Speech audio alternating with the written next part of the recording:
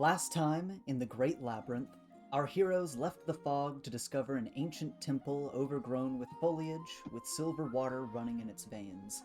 After spotting the hunter in the middle of a slaughter in the greenhouse courtyard, the party descended further into the temple, discovering winding halls that hum and move like a living machine. Yes! And encountered werewolves. And almost died. I almost died. That's par for the course for us, though. More for me, but yeah. Yeah, I've never almost died. No, I'm gonna be honest, Will. It's both of us. High five! So, after last time, in the chamber that you're in, along the walls, the constellations still glow with an ethereal light. And after defeating the heavenly bodies, the temple finally stops moving.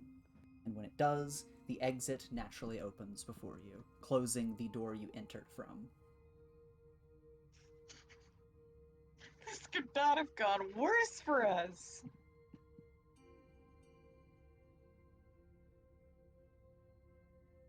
God. Sal just leans on the wall and just goes, ow, everything hurts. You're telling me. He's like holding his various wounds. He's like fucking keeping his intestines in with one hand. I am quite fine.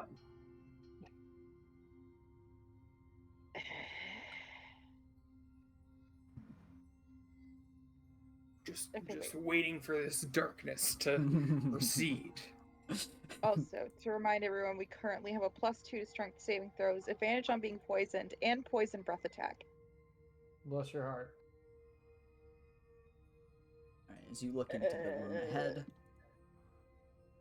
this is what you see. What's that? You enter a tall, dark marble chamber, the walls of which have glass panels through which you can see streams of glowing water flowing through. You can go around and investigate. Oh, water. As you walk over here to this side of the room, you see a set of 4 torches are lined up on the wall, a few of which burn with a silver light. Under each is a silver button. And Sal, as you go over towards the doors, you see that on the wall between the 2 doors is this diagram. Reveal this to everybody.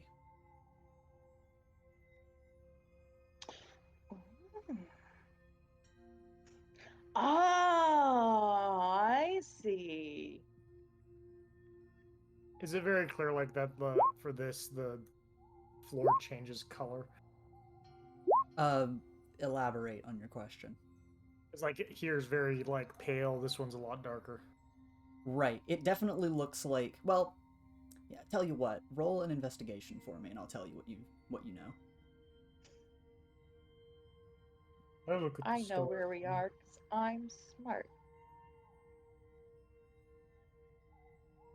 Yes, you can tell something about the floor is that it seems to go underneath the walls of this chamber. Like, you're not seeing the full picture.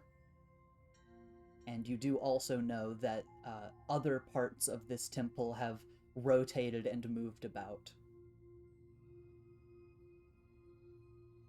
Color me crazy, but I think we're standing on a moon. Let's go try it. When you try the Let door, me see. it is locked. He goes to look at it. Ah. Okay.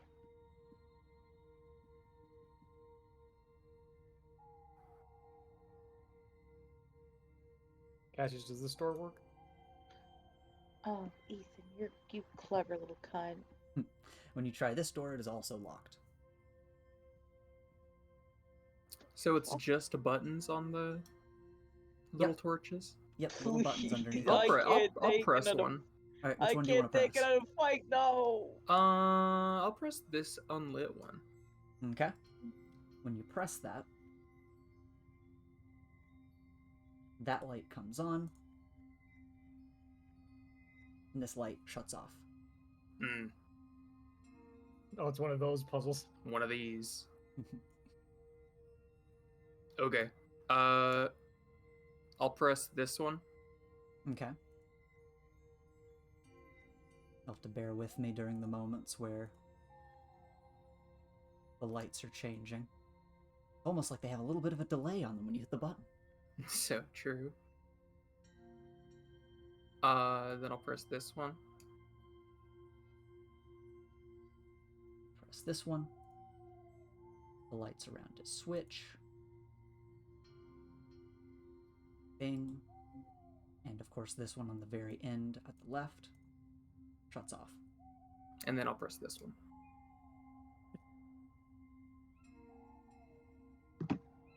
And then all together, these 3 lights all shut off. And when all of the lights of the torches shut off, the center of the floor starts to turn. The entire chamber is beginning to spin in one large rotation as you hear gears churning below. Then, as the floor finishes its rotation, you hear the sound of metal from the south end of the room. Chunk! And Sal, this seems to come from near you.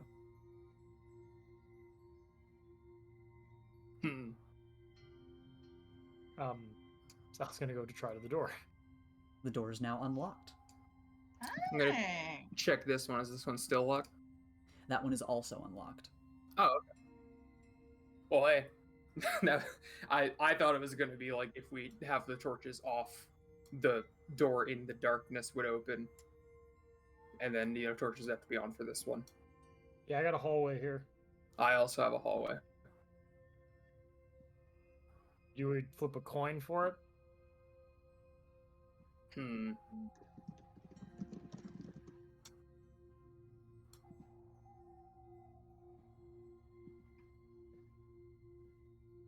Hang on.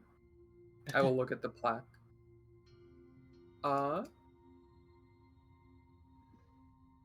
This floor is very discernibly darker than that one.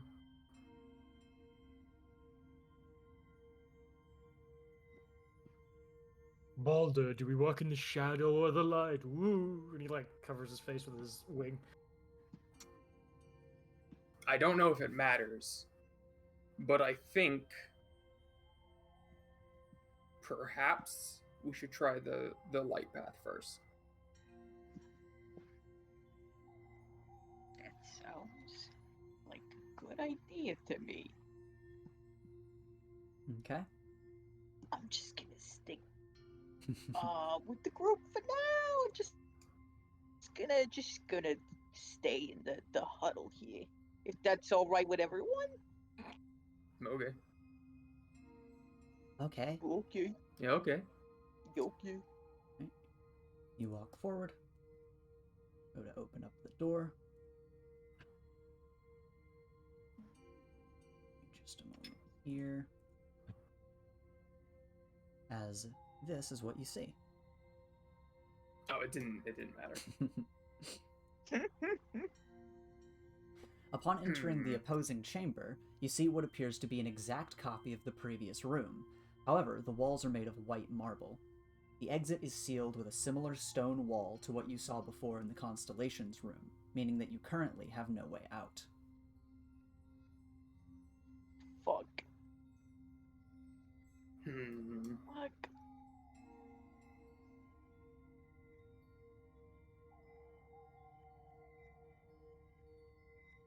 Well, you're gonna step through, or am I gonna be stuffed? No, yes, we can step through.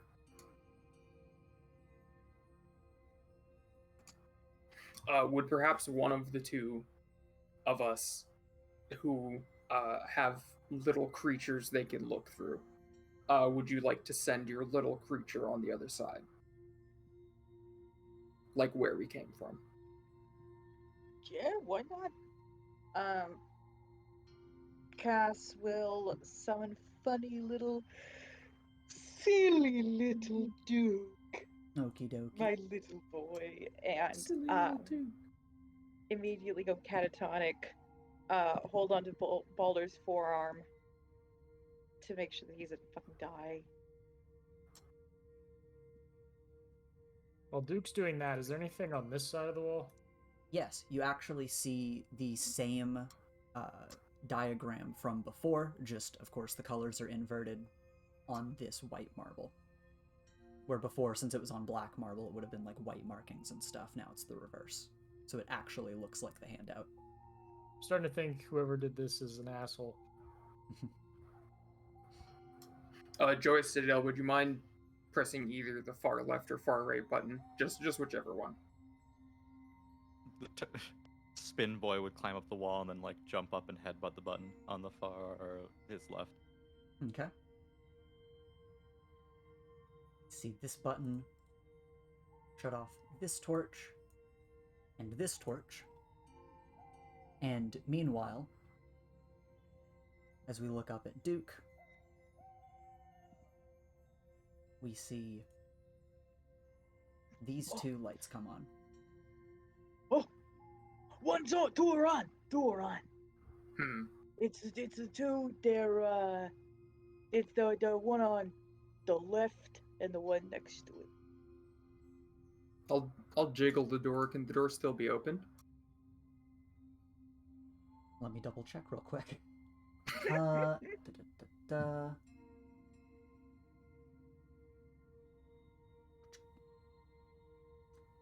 This door cannot be opened. Okay. I guess now the far right one.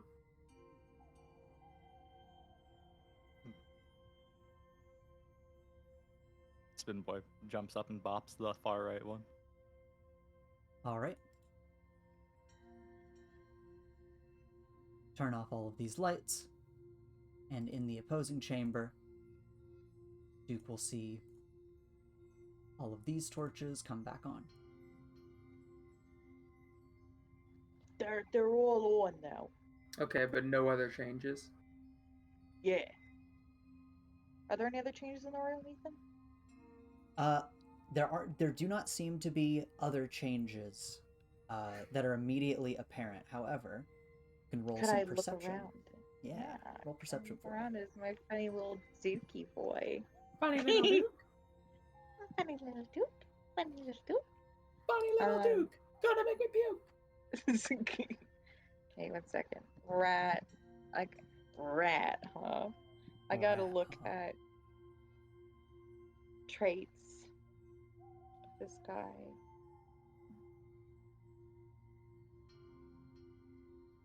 And if Ooh, anyone in he's- this chamber also wants to roll perception, you can. Oof, he's not good at many things. Perception, you Do said? I? No, 1 second. Find familiar. Do I I'm use pretty my okay. stats or his stats? That's a good question. I think you use the rat stats. I think that's what we've been doing for your companions. I think it's like saving throws. You can use your stats, but I think Yeah. skills and shit. You do use the little Yeah, funny but rat. probably, yeah. That seems like correct. Ethan, did you mean, you said perception, do you mean investigation? You made me roll investigation last time. I did last time. Now you're rolling perception. Okay. Perception. Oh wait, shit. Oh, Oh my god. My little guy is doing great. That was pretty good for the rat It would too. have been, Yeah. would've been Yeah. 22. Okay. So we'll go with, let me see. Who do I want to comment on first? I'll comment on Duke first. As you're looking around with Duke, of course, nothing is immediately jumping out to you, but you do notice moving lights from the walls, as you can see that the glass panels that show silver water running in the veins of this place are being moved around as all of the lights of the torches come on, and they're going and flowing down beneath the floor in different locations. Joy Citadel, you're noticing the same thing on this side. You're noticing that the connection to the lights and pressing the buttons is changing the water flow that goes beneath the floor. But Sal, you're the one who makes this final connection, as you're able to see that, you know, all of the water flow in this room looks very different to how it did in the other room. In the other room, when you finished the puzzle before and turned all of the torches' lights out, the water seemed to flow through each and every glass window and the doors unlocked. And now in this room, now that all of the torches are off in here, the water is no longer seeming to flow where it is designed to flow to.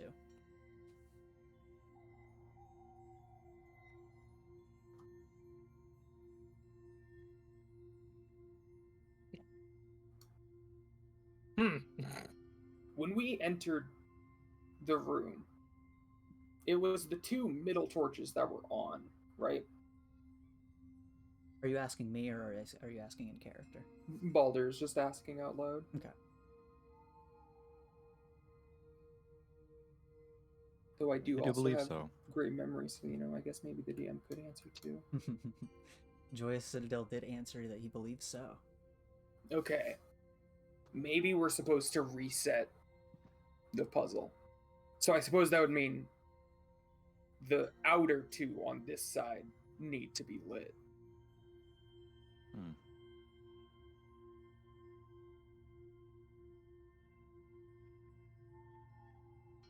How would we do that? I start walking over, and I guess dragging Cassius over. What if we press two I buttons don't know at the why same he's time? sleeping. Wait, he's not sleeping. What? What if we press two at the same time? I don't know. Something strange might happen. I don't think we need to do that to get... We would just have to find the right sequence. Fair enough. Oh, wait, actually. I think this would be easy. I press this one. Okay. I will turn on the corresponding lights. Whoosh, whoosh, and whoosh. And then I press this one. Then whoosh, whoosh, and on the very end, whoosh.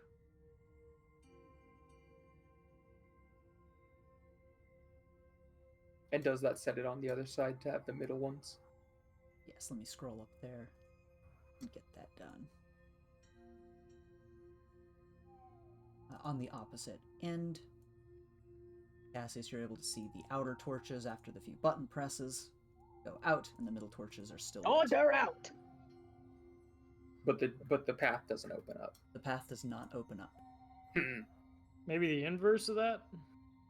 Yes, perhaps the middles on this side need to be lit, which then we would just have to press the outer edges, which I guess, Joyce, if you just want to press them at the same time, we can also just see what happens then. Indeed. Okay. Press those buttons. And we try to sync it up to see if we can break the machine. Yeah, when you try to press them at the same time, it does just seem like, they're pretty responsive little torches and buttons. So it doesn't seem to do anything funky when you press them at the same time. And on the other end, Duke is able to witness as all of the lights flip. And the lighting arrangement is as so.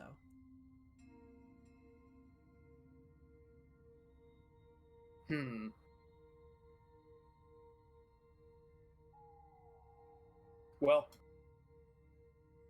that was all my ideas.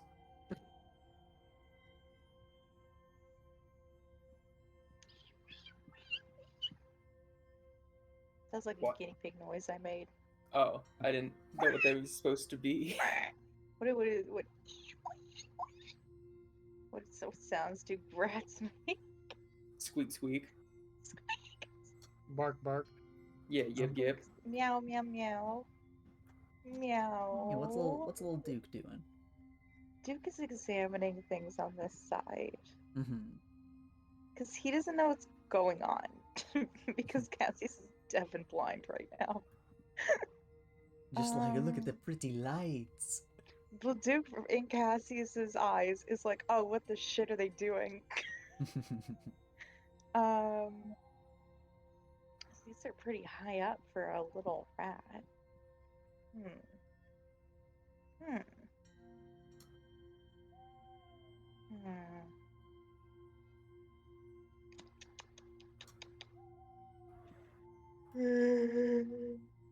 Okay.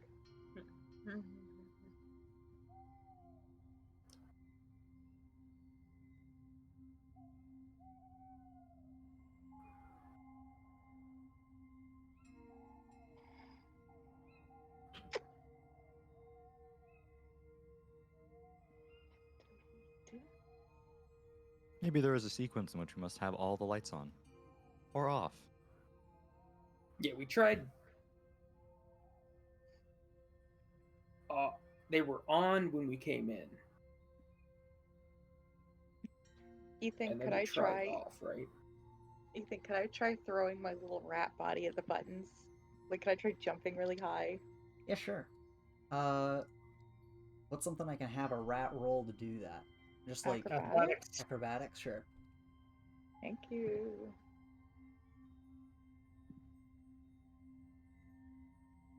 Oh Christ, I'm not really good at that either.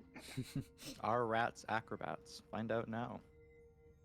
Public opinion says Yes. Whoa. Public Rat's opinion opinion says says yes. As you hit this button, these two lights flip, and on the other end, you guys are deciding, maybe what to do about the situation. You see these lights flip.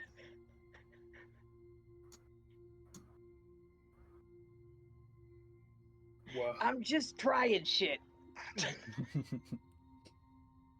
Okay. Hmm.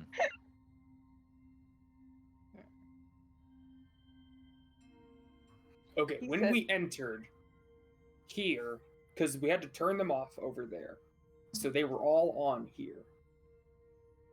We did try just turning them all off, right? Yes. Indeed. Okay, so it's not all one or the other. There is a pattern.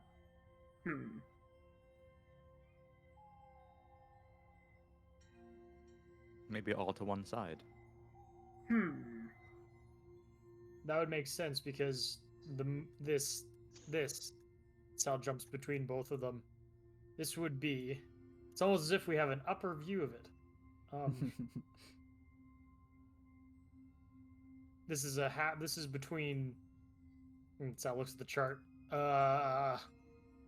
This would be between a last quarter and a full moon. So, but they're both in the light, so they maybe have to be all lit.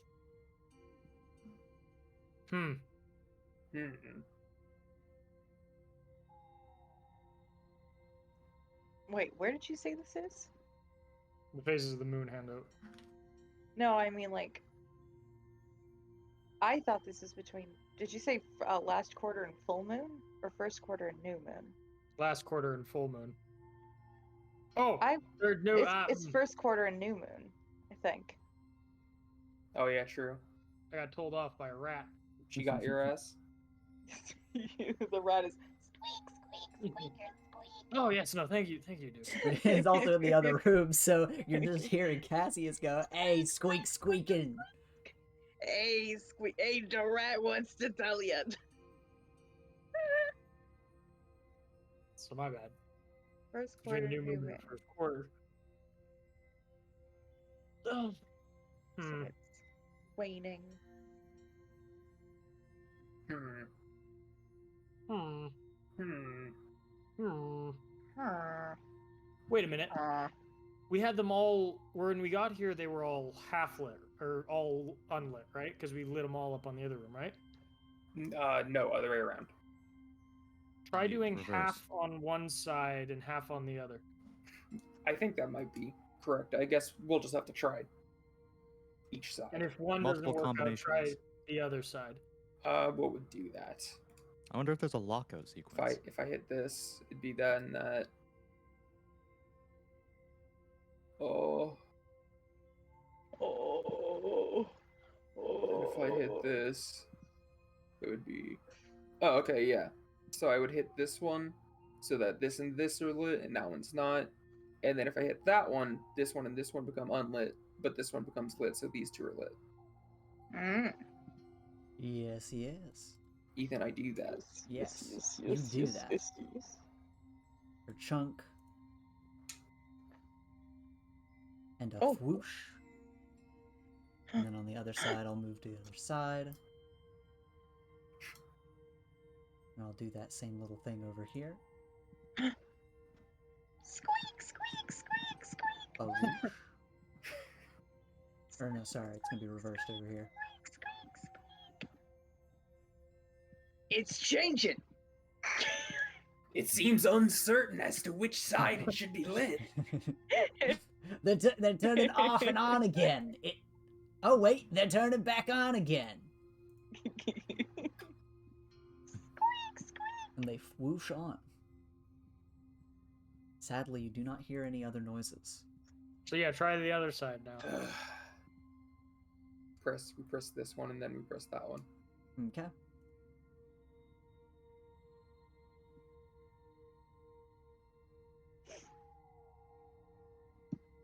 You know what would be like a really cool feature Roll20 could add and then subsequently break would be if I could like change multiple tokens at the same time. That'd be nice. That'd be sick. The UI would explode. There's would explode. no way they could. It would. It's made of spaghetti. All Ow, my right, nose. you flip them quickly and efficiently. And once the lights settle, once again, do not hear any other noises occur. Well, that was my idea, and Sal closes his journal on the side. I start lightly kicking the seal just to kind of gauge its thickness. You kick it and it feels very sturdy. Well, that doesn't mean no. That just means it could be hard. Is this door unlocked? It is not. Is this door unlocked? It is not. What are you looking at, Joyous Citadel? Joyous is standing at the buttons and shall now begin a tale as old as time. Okay. Spin Boy is gonna push that one, and Joyous is gonna push that one. At the same time. Yep.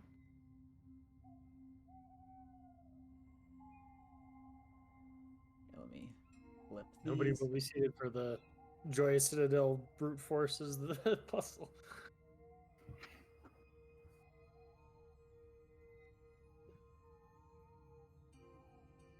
In sequence.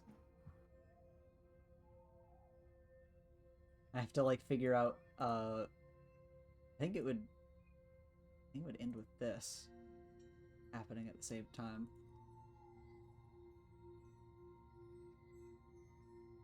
I don't think Duke can come through the doors. That's acceptable loss. And then Spin Boy would go press the one on the far right, and then Joyous would push this one again. Should we try pushing buttons at the same time? He don't pay any attention to him. He doesn't know we've been doing that already. Like on both sides, should we try pushing buttons at the same time? I feel like that would be impossible to sync with a That rat sounds like a has good to idea to jump. me. I'm gonna go try it. Okay. And then Joyous would push this one on the far left. Hold on, first let me sync up what Tessa sees over here. Not to be the bearer of like bad news and shoot down ideas, but what if we get stuck in here because we fuck up the mechanism? I There are can't worse hear ways to die. anything. I suppose you all would starve. I could attempt to fix it over time, but I do not believe that I would do so until you had all expired. And then Joyous, as you go to hit this button, it actually turns on. Before you press it. Seemingly as if reading your mind, it flips the button before you go to hit it. As Duke on the other side hits that button. Oh, I was just going up to it. Don't worry. No, it's happened now. Okay. Okay, I'm in front of the button on the far left, so that's probably the button for you on the far right for you guys. I'm gonna count us in. I can't hear if you're doing it or not, but you should. I'm gonna throw my little body at it. Alright, now be prepared.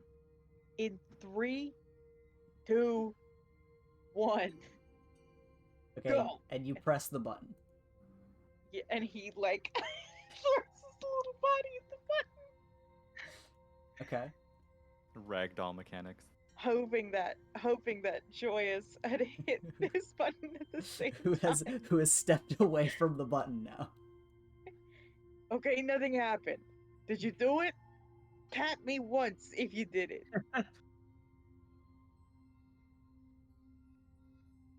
I'm not patting you. No one's tapping me. I assume nobody did it. Okay, everybody, we got it. Come on. And he's like, Joyous then pushes the hello? button. Okay, then you push the button. And He comes back and we all just now. left. Then the light flips. And Cassie, as you see it flip on your side. No, not like now. Like, okay, stay there. Stay there. We're gonna hit the button together.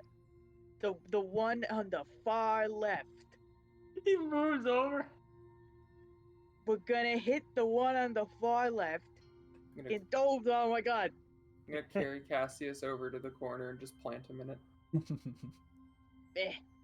Like facing the corner. Like the Blair Witch child. Yeah. We're gonna hit the one on the far. Don't turn and then I hit the walk one away. that just lit up for me. The one on the far right.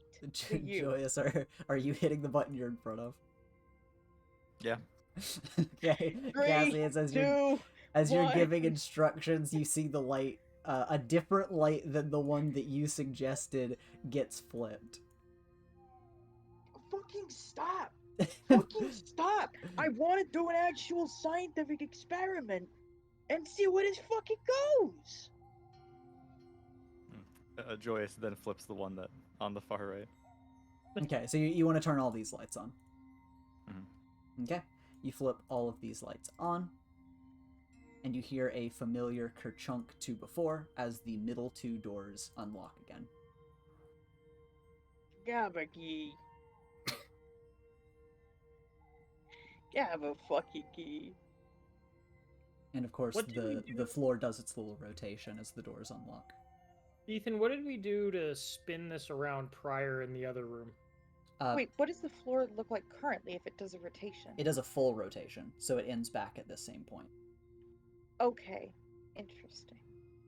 And as for what you did to get over here, basically, Joyous just mirrored that, and that's why the doors have unlocked again.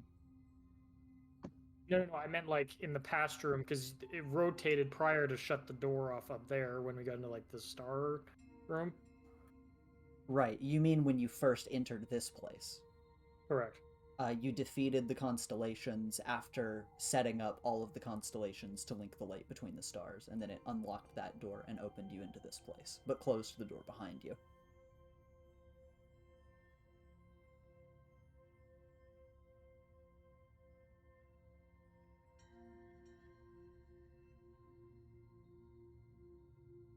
Can Sal close his eyes and try to think of any mention of moon ruins from the college he's from, in the many books he's probably read?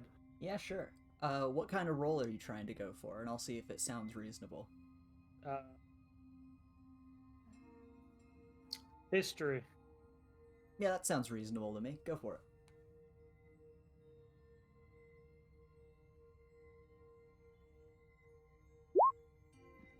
Gabagool. You're trying to think back, and I mean, you remember vague history lessons and details, but nothing that seems like it would be helpful in this situation. Sal just sighs. Should have taken more notes. Okay, I have a new idea. Understood. But I don't feel confident in it because at this point it's kind of just making assumptions. The room we're in, the floor, is whatever is between new moon and first quarter. The waxed moon. And we turned all the lights off. Perhaps supposed to be like a representation of the new moon. It is completely black. So maybe the next phase would be the new moon to last quarter. So maybe just the far left light should be on.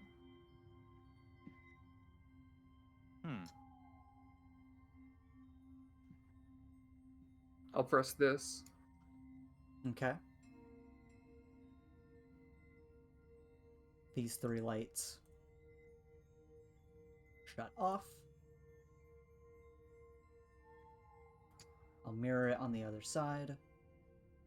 Make sure I mirror it correctly. And then let me double check one thing.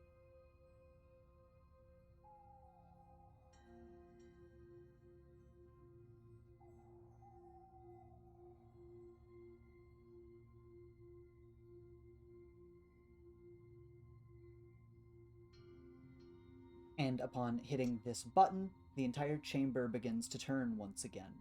The glowing water beneath the floor flowing around and lighting up the cracks between the brickwork. Both this central chamber and the wing of the temple that you had previously exited start to move about, and soon after, the exit in this white chamber opens, and the floor does a half rotation this time in order to open the way. Why did it take us so long to do that? Am I stupid? No, I mean, I think the things we tried first were logical things to do first. Mm-hmm. Had to try some stuff with some trial and error, and that is perfectly natural. Oh, Cassius someone should get Cassius. Yeah, he's still talking at the corner. The floor changed. So what the fuck are you guys doing in there? How about? Duke disappears. He's like, ah. Oh, hi. Go. Oh, what did you do? We solved it. Nobody was fucking listening to me. That was all Joy. God, fucking Joy. Indeed. And You're my teammate, ain't you? Indeed. As you all go to move forward, you of course hear the magical hum of the temple whirring to life, and then whirring to a close as the stone wall opens and reveals another room ahead of you, right here. I run in. I follow closely. Yo, is but this the cautiously. gamer room? Yo. Fucking D-pad? Holy shit. Oh my god, shut up. What are... Yeah, so as the party comes into this room, you see stone fixtures shaped like a reticle with a domed ceiling over top. And in the center of the domed ceiling, obscured by shadows, you see a small, dark, sort of circular panel at the top of the ceiling. What are these? Yeah, what are the things? Yeah, on the edges of the room, and let me make sure I describe this properly, you see 4 sort of angled slopes at the base of the wall with little circular indentations in them.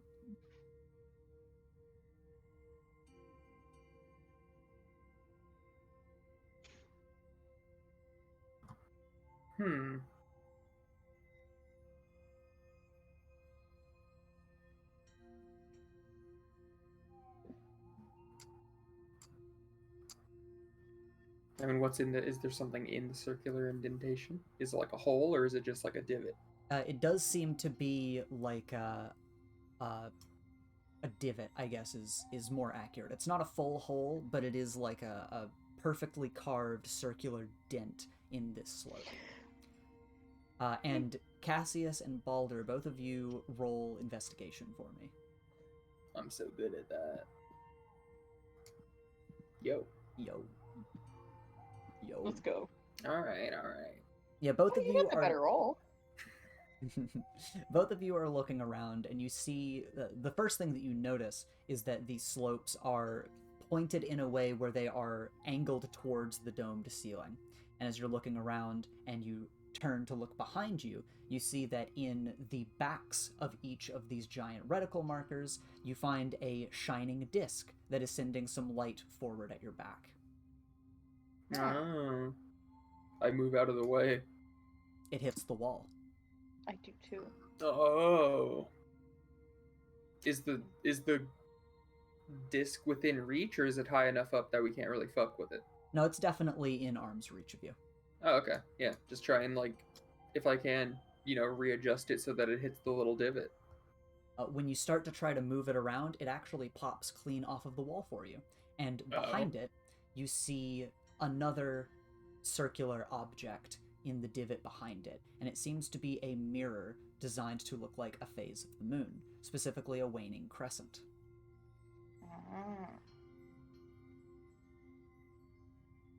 I spike the disc on the ground.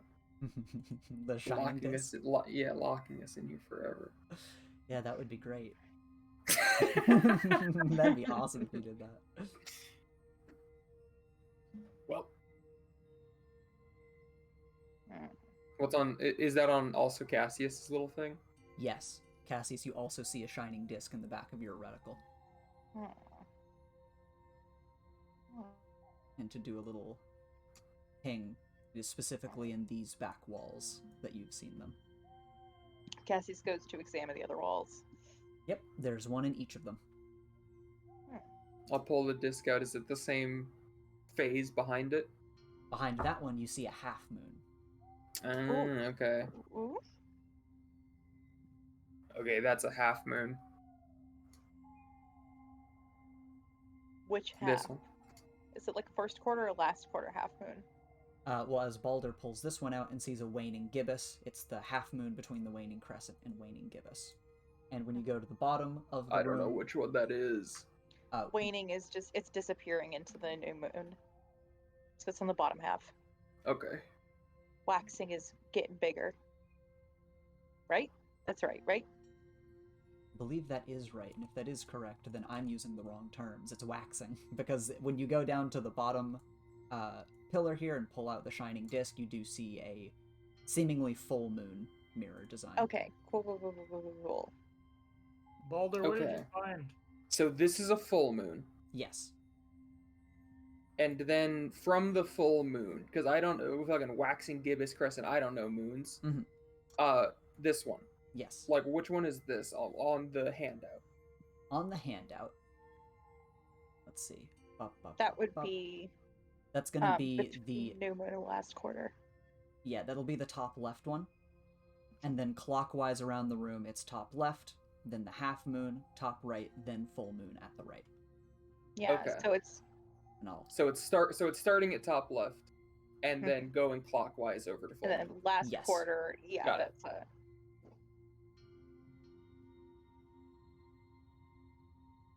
Well.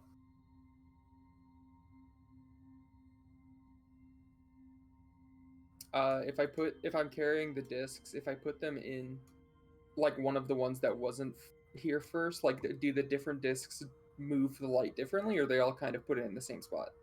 All of the shining discs shine light forward in the same way. Okay. The mirrors do obviously reflect the light that is shined at them. But specifically, they do shine it in a slightly different way, given that part of the moon is covered in the different mirrors. And I will also let you know that you can also remove the mirrors from each of the reticles. Oh, okay. Oh, God.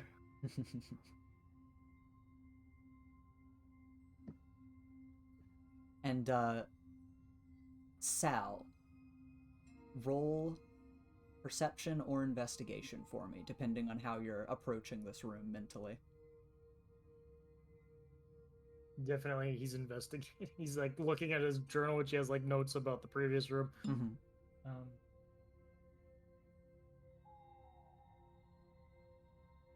Okay. As you're looking around the room for more details, you are also going to spot another set of sloped surfaces, specifically in the base of the domed ceiling, that seem to be angled towards the slopes in the floor. Sal's gonna fly up and just take a peek at these. They have similar round indentations in them to the slopes in the floor. So they basically shoot down to these. Repeat what you said? They shoot down from the ceiling to there, or do they shoot, or no, because there's no thing to shoot to them. Right. There's nothing shooting down here, but it is angled towards these things, yes. Hey, Balder, Yeah. I think you put the discs on there. Okay. I mean, which one? So which ones do we have? Any lands? I have just some shining discs, which I suppose are they the thing that's giving off the light? Yes. Okay. And then we have the mirrors. And then which mirrors do we have? Are they all the same mirror? No, it's the waxing crescent, half moon, Oh, right, waxing right. gibbous, full moon. Yeah. What he said. Shout out to God. So we have Crescent. Fuck. If I put like one of the shining discs in here, Mm-hmm. where does it look like the light is like going up to? The beam of light is pointing directly up to the center of the domed ceiling at the dark. Let me once again get the correct wording for this. At the dark circular panel at the center of the ceiling. And it is starting to illuminate the dark dome at the top of the room. Okay. Well, that's something. Maybe put them all in and just see what happens. Sure.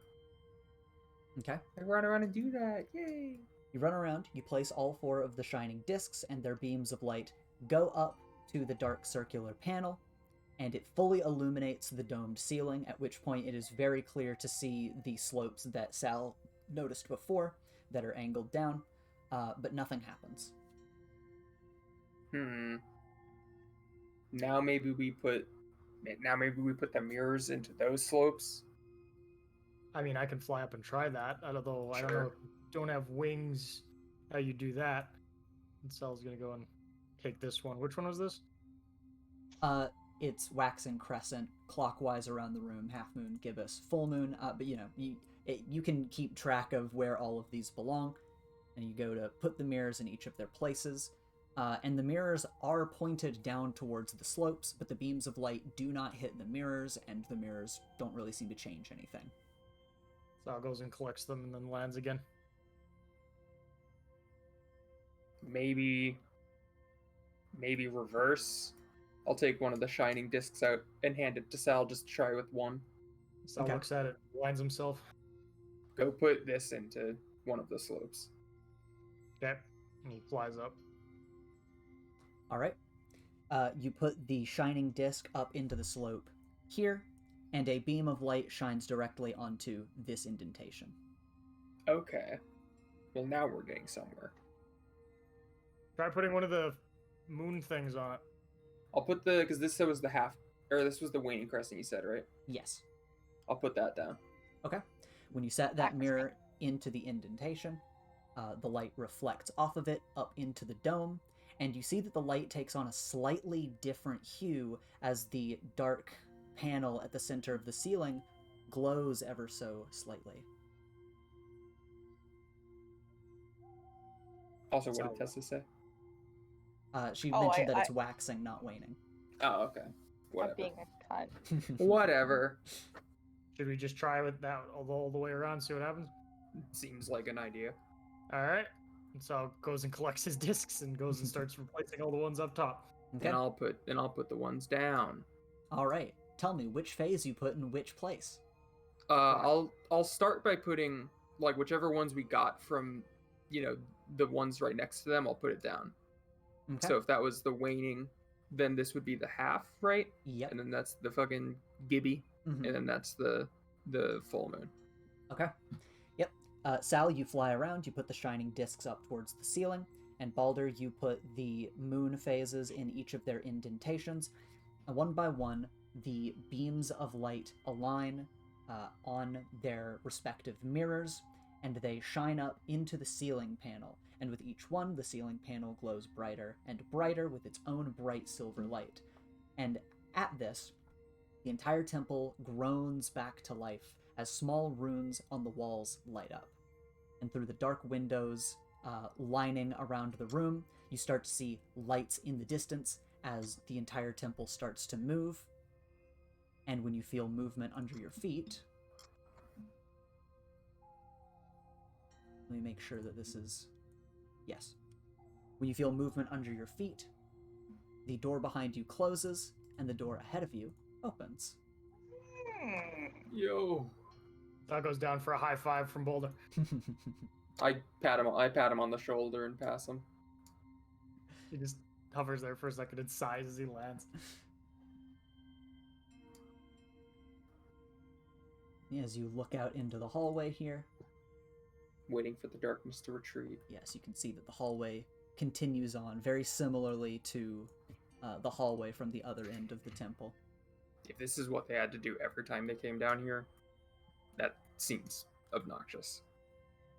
Welcome to Temple But Design finally- 101. Yeah, as you're remembering your classes, you're like, man, there are a lot of temples that are designed like this. It's crazy. They just wanted to be assholes. It's crazy that this is a really normal thing. It's crazy that this is a really normal and common thing. Yeah, as you're walking through the hallway, you can see through the dark windows lining the hall as this wing is slowly orbiting around the central chamber. And the entire temple basement is spinning almost like a planetarium when you look outside. And as you get closer to the end of the hall, everything starts to settle back into place, and the wall, of course, starts to open up at the end of the hall here, which, long hallway. But at the end of the hall, a wall opens up and, of course, reveals another room. Whoa. I run. So, a funny thing about temples, and I learned this from my professor, this all goes on, is they like to make long halls because it makes the explorers have a false sense of security and builds tension for the next puzzle or trap. Do all of them build it in preparation for explorers and not the fucking, the clerics would live there? Very rarely do they. Fuck. That sounds like a lesson taught by an explorer, rather than someone who actually has ever made a temple. I mean, do you know anyone who's actually made a temple? No. And Oh. neither did the person who said that, probably. I think that you're being unfair, Boulder. I mean, that guy's a professor. Okay. Okay, and you head up the stairs. Yeah. All right. Ah, Whoa. let me up, I'm dying. You pop up Hey, in hey. the top right. Damn, I checked bottom left, then top left. I never check. I never guess right.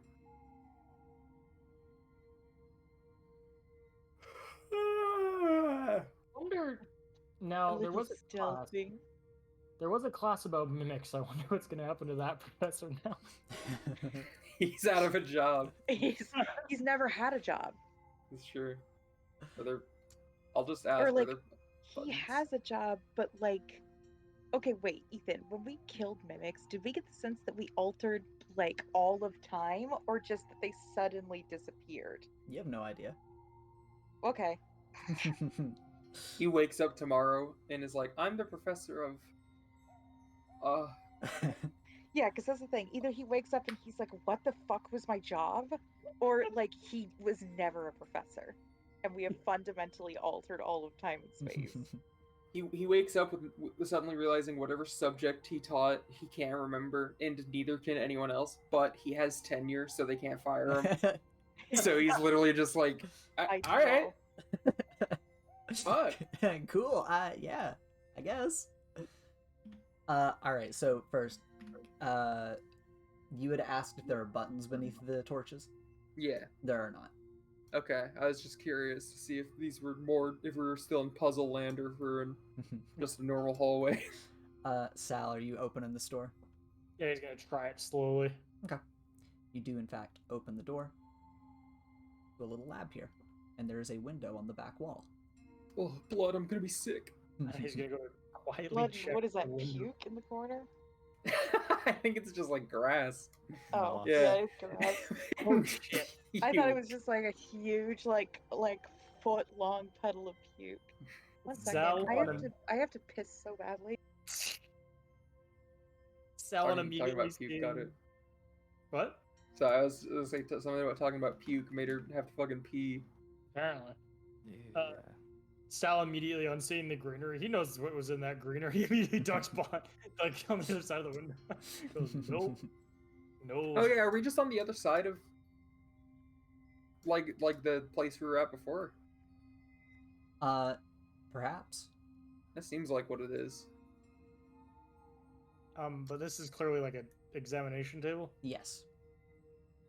Can Sal make a fucking perception roll to see what kind of fucked up shit happened here? Yeah, go for it. What do you want me to roll? Roll investigation.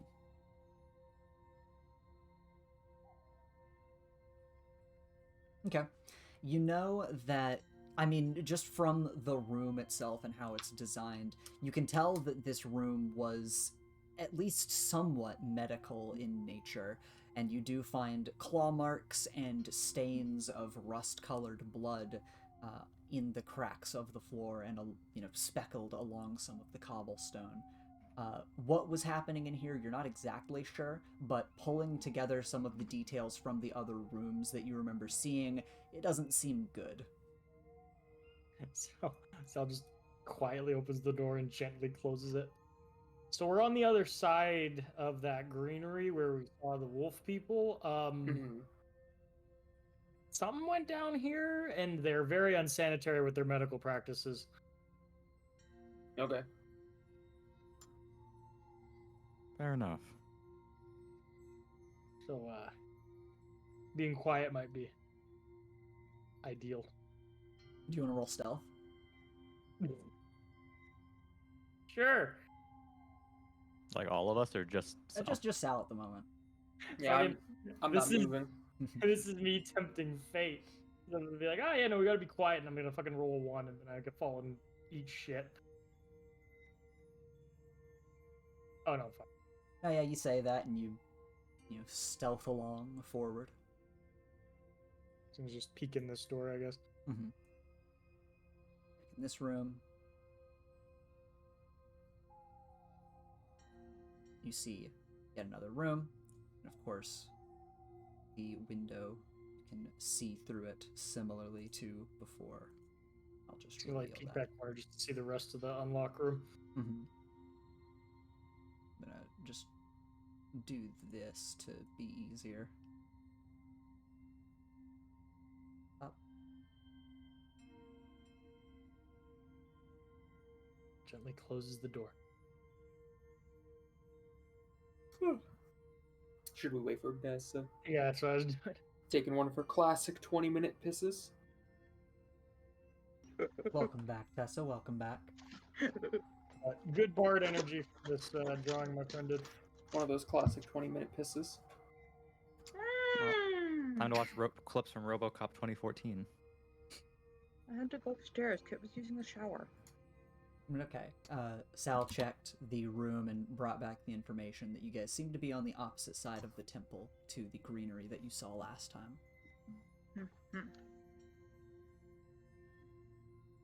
And then he rolled stealth, and you already rolled stealth. So I'm just not moving.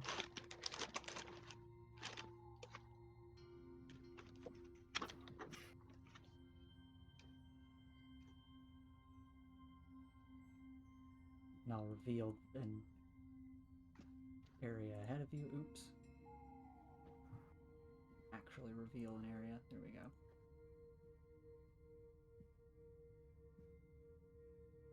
Oh. Feel more than that, but it was being finicky.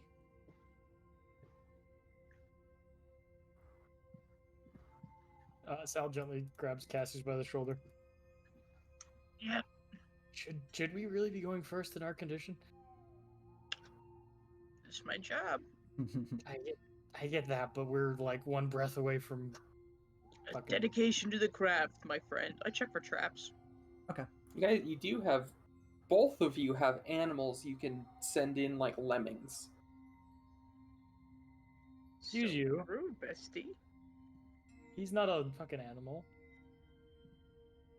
I still think you should have called him Puke. Unacceptable. I've not been able to get that out of my head. Don't see any traps. I mean, he's gonna take what Balder said into mind. Like, yeah, maybe. Sal pauses, going to catch Cassius. Then fucking Cassius just walks by him and he goes, "Oh, Meh. What? I thought, I'd catch you, but Yeah. No, come on back. Send your little guy. Do you remember his name? It's Itchy. No. Isn't it like Indeed, it is Screw or itchy. something? It's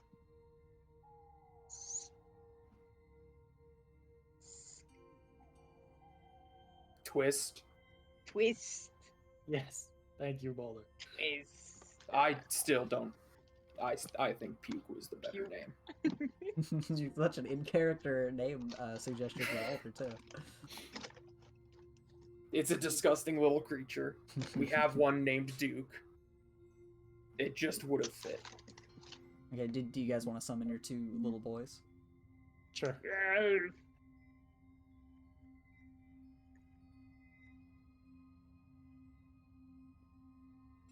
Sal's just sitting as like ruins glow around him. Okay, so now for peak experience, I'm gonna mute Will so that I can get the effect of both of us talking at the same time over each other because we can't hear each other. Okay. I too tend to think that the best experiences start by muting Will. That's so fucking Wow. mean. It's not true. I love Will. Good. I'm eating bread. I can't believe Will just said that about you, Tessa. I don't think she has to be muted. It's actually malicious. Cal, do you, or Tal, Tess, do you have me muted? No. Ah. Here, I'll do it now. No. Will, you wanna mute Tessa? Then I'll just let you guys know when you should unmute. Yeah, sure, I'll do that. Can I do mute that. you, Ethan? No. Bad. My God, I'm gonna mute myself. Tess is now muted. Okay. Go wild. What do you guys want to do? Twist is gonna go invisible firstly. Okay. Let me get you some invisibility. Oh, you got it.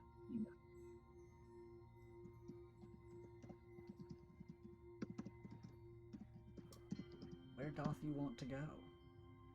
Down the hall. Sorry, let me reply as Twist.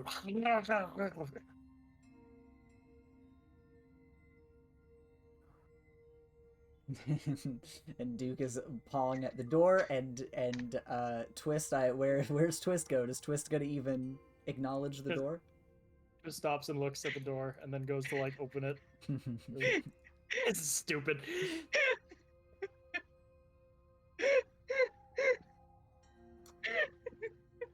Okay.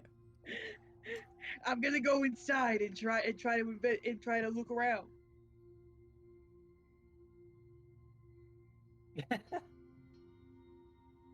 Okay, you want to roll investigation? Oh boy, do I.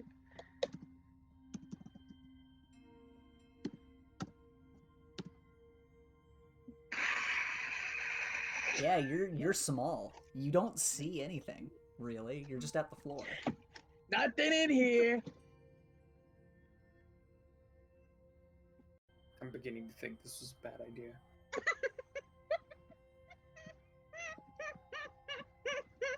Regardless of the idea's quality, at least it isn't us taking the risk. Here,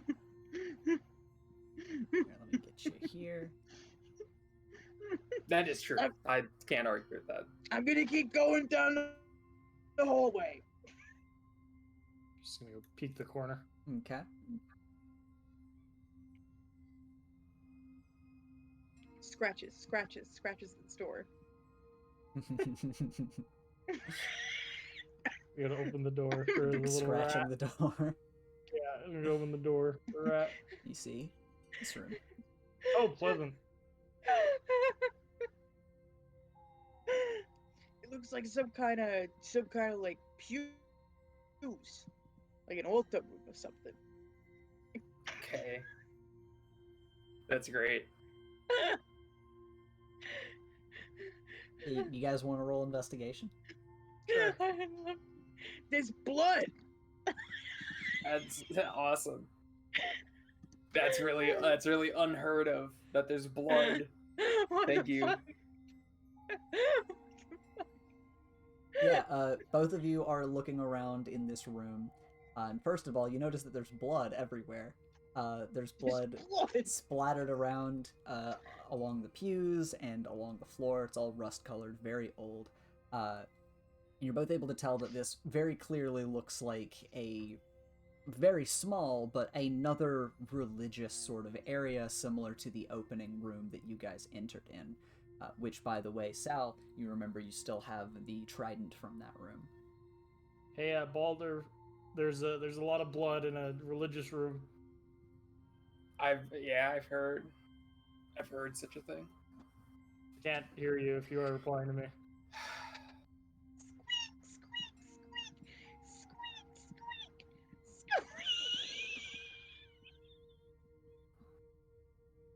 He opens the door. Yeah, and he opens the door and you see the hallway ahead of you.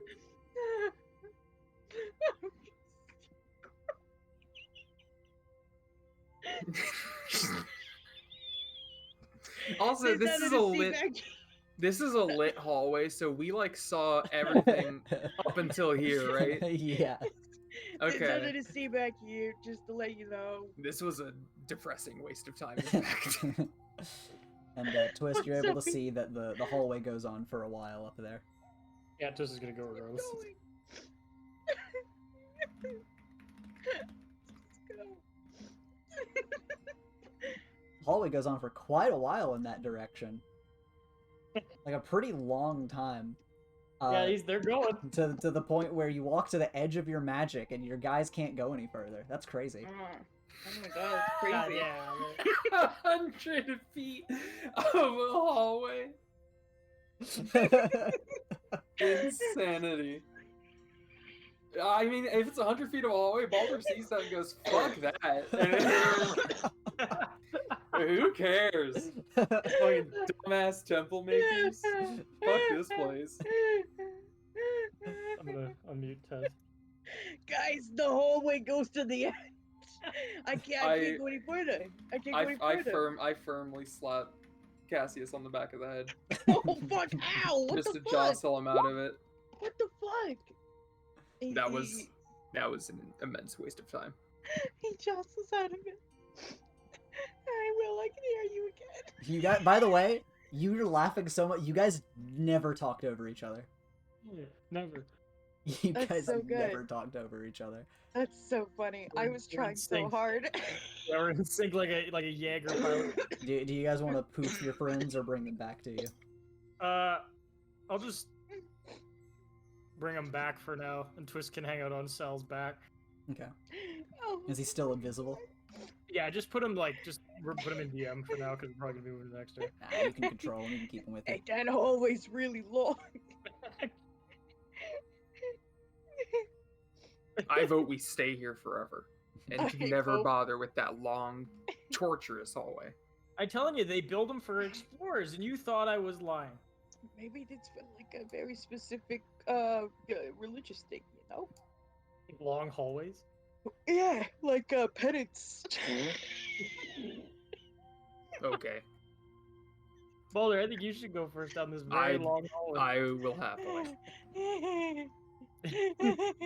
Cass is like experiencing lightheadedness from being underground for so long. As you guys start walking forward for a little while, and Baldur, as you're walking down the hallway, you notice it's not actually nearly as long as it felt like to them. It's just they're small. Yeah, they're very small. But as you get towards the end of the hall, you do see an odd ethereal light cross over into this room. Oh yeah, the fog.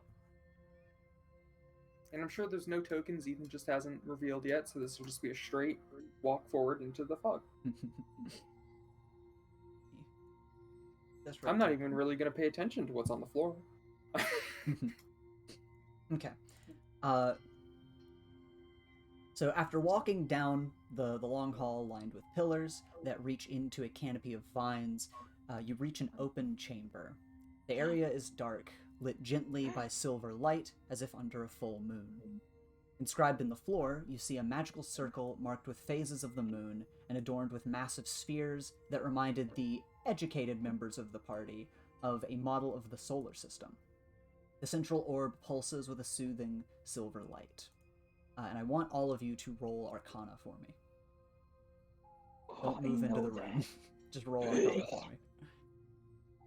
Yo, he got a 20 from that extra little step he took. Fucking hell. Oh my god, a wizard! I want 11. I got a 10 as punishment for my goof. I got a rock. Best we can do is 4. So you guys are looking around, and Cassius, you're able to note a lot about the runes on the floor. Balder and Joyous, you're more taking in the sort of general structure and the general room itself. But Cassius, you're able to note that the runes on the floor and the markings on the floor all carry a similar silver light to the rooms through the entire rest of the dungeon, as well as the water that was flowing through the veins of this dungeon. However, Sal, you pick up on a lot more about this this large inscription. The first thing that you note is that it not only gives off a similar light, but it gives off the same magical signature everything in this place has. And while you're not exactly sure what this signature is, you are able to tell that the light from all of these runes along the walls is being drawn in from somewhere from the outside and is being funneled into this circle and into the giant sphere in the middle. And this is all an observation that you guys take in on your first glance around the room. But as your eyes adjust to the level of light in the room, you see a figure in the distance. No. Who's that? And you see No, I don't have a lot of help. this man. Yes, it's your wolf God. daddy. Oh my god, it is. I'll fuck my way out of this situation, don't worry. A figure stands at the far end of the magical circle, in the spot that signifies the full moon, chanting in tongues. And as soon as you notice him, his body twitches as you feel his gaze lock onto you. His eyes are empty, his mouth hanging agape with saliva and blood dripping to the floor. And in the silver light, you can tell that his body is emaciated. I raised my hand. Hark! The dim light of the room becomes much brighter as this shaman suddenly rears back and howls. Silver light floods through the room, and you can now see that scattered around the floor of the room are bodies.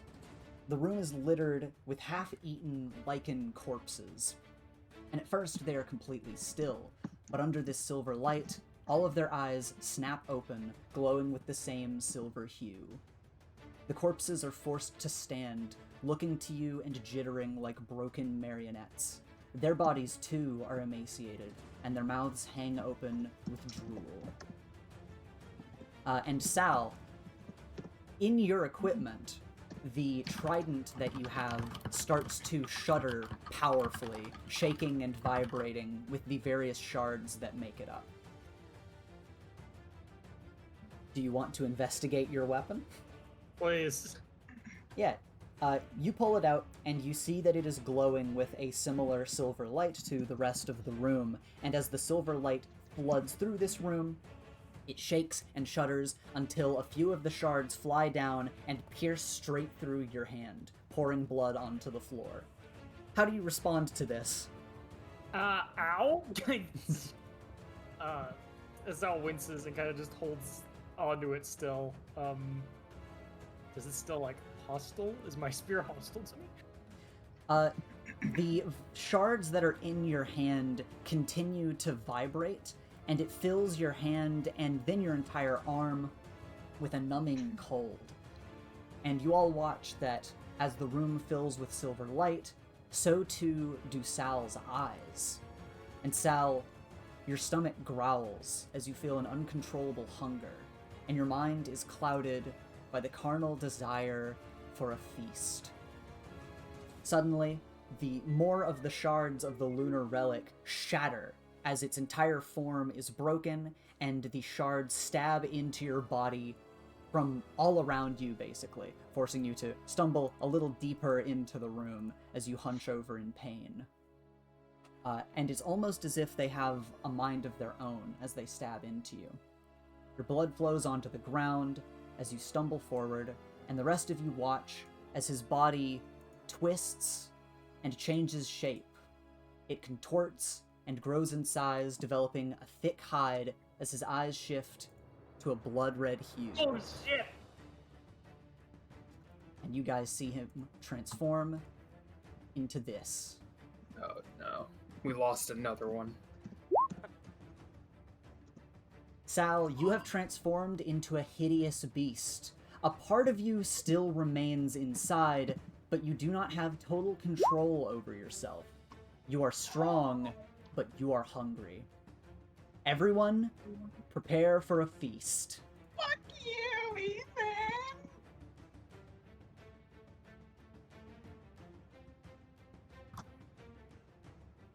I pulled it up, be like, yeah, no, I got a weapon that'll help. No. I like we see nasty shaman. Balder tries like, hey, hi there. Fucking dude howls.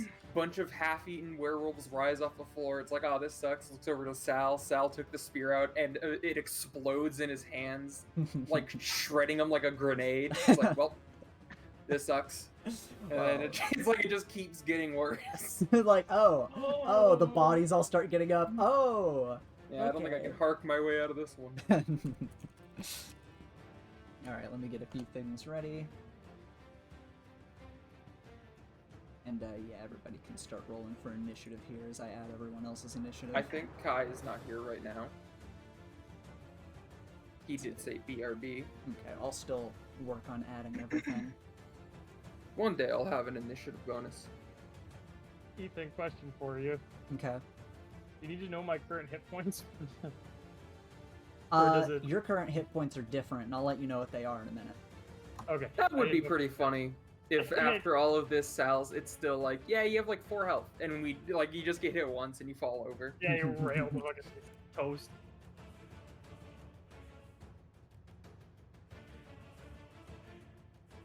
Let's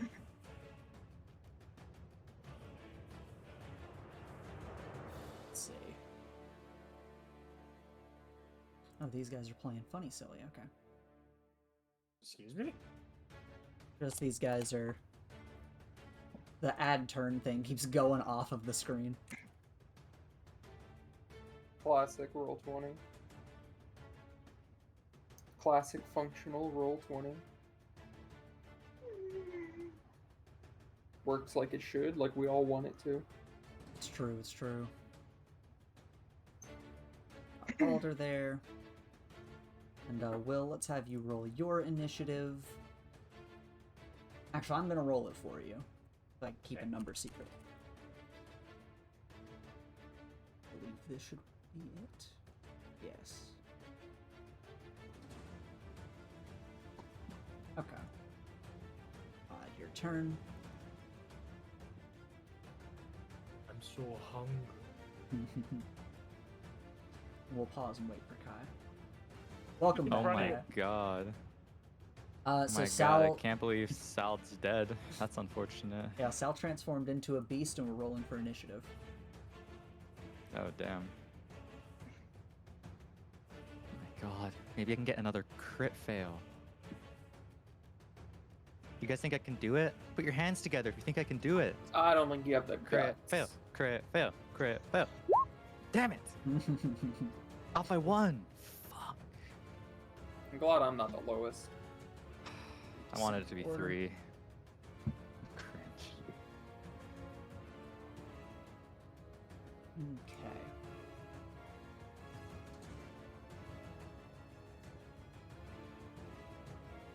Okay. Okay. Making sure I've got all my docs together so I can send Will what he needs.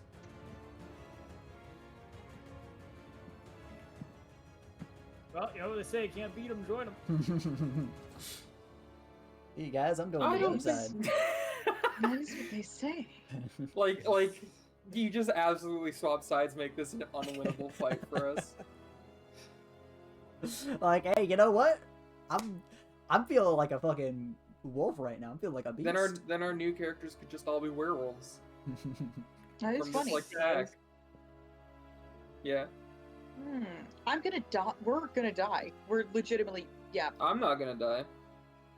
All right. That's Let me good. send this to you, Will. And I will also type some directions to you as well as you Okay. look over this.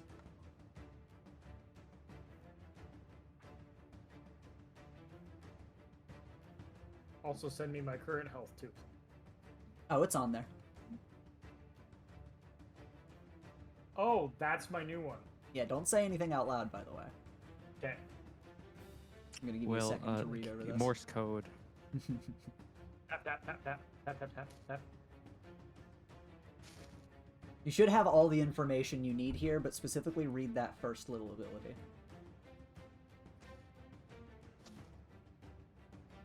Oh, okay. Okay? And then take a Interesting. look at your actions, and you I'm should gonna be send good you. to go. I'm gonna send you a quick little thing. Okay.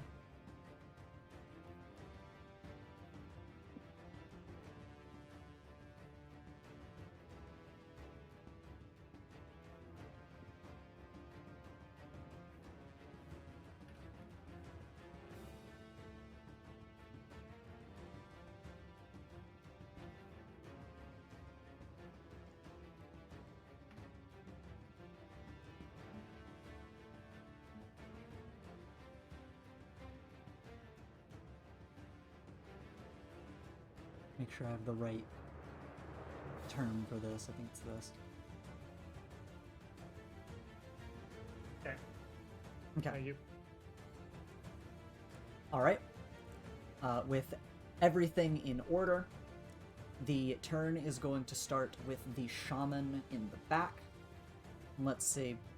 The shaman basically sees, this big hunk of flesh walk into the room, and a bunch of smaller ones behind it. Let's see. What are you gonna do?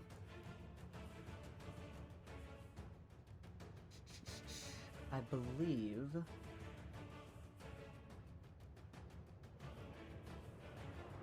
Double check this, make sure I know how it works. Yes, okay.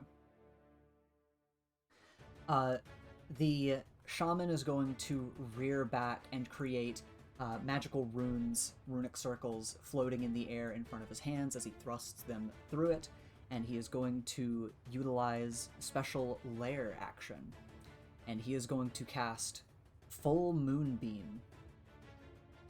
So he absorbs moonlight into the aura around himself, and he fires basically a large laser beam in your guys' direction. So all four of you, I want you to roll a Constitution save. See, it doesn't. I'll remember you. I'll also remember me. Because do you know what I'm feeling? I'm feeling a 3. And that'll still fail. That's Okay. Those are pretty good. whatever. Hate this game. Fucking taking my crit fails. Bye, everyone. There's the I 3. wanted that. That was mine. Okay. We can see as the laser beam fires down this hallway, and, 3 of you dodge perfectly out of the way, but sadly at the back of the party, Cassius, you don't manage to be able to weather the blow or dodge out of the way as the laser beam hits you straight on, and you are going to take 20 radiant damage. I'm down. Cassius is thrown, slumped into this pillar with a loud crack. The shaman rears back its hands. That is Good going luck, to be guys. its turn. Next is this lichen, and this lichen is going to run forward, and it is going to attack the giant werebeast. So, let's see if it can actually hit you. Yes, okay. Good luck, puny creature.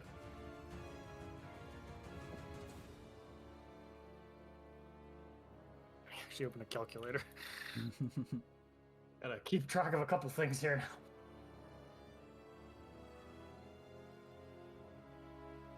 Okay. You guys watch as this lichen jumps up at the werebeast that used to be your friend and tries to bite into it, seemingly dealing no damage before swiping a claw across its face, which does actually manage to hit. And it is going to deal to you... going to deal to you 5 damage. 5 slashing damage. Okay. You can mark that down. And as this thing is trying to grapple onto your large form and do little swipes at you, it's your turn. What do you want to do? Angry. Werewolf Sal is very angry. He's going to go to claw at this thing twice. All right. Roll some rolls for me. Will do.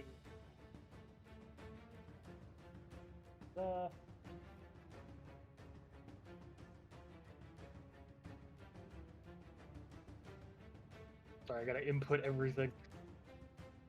Ooh. Nice. It's That's a hanging miss. onto your body, so you don't quite manage to hit its tiny form.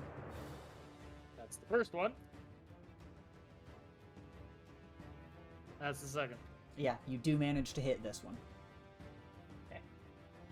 Then...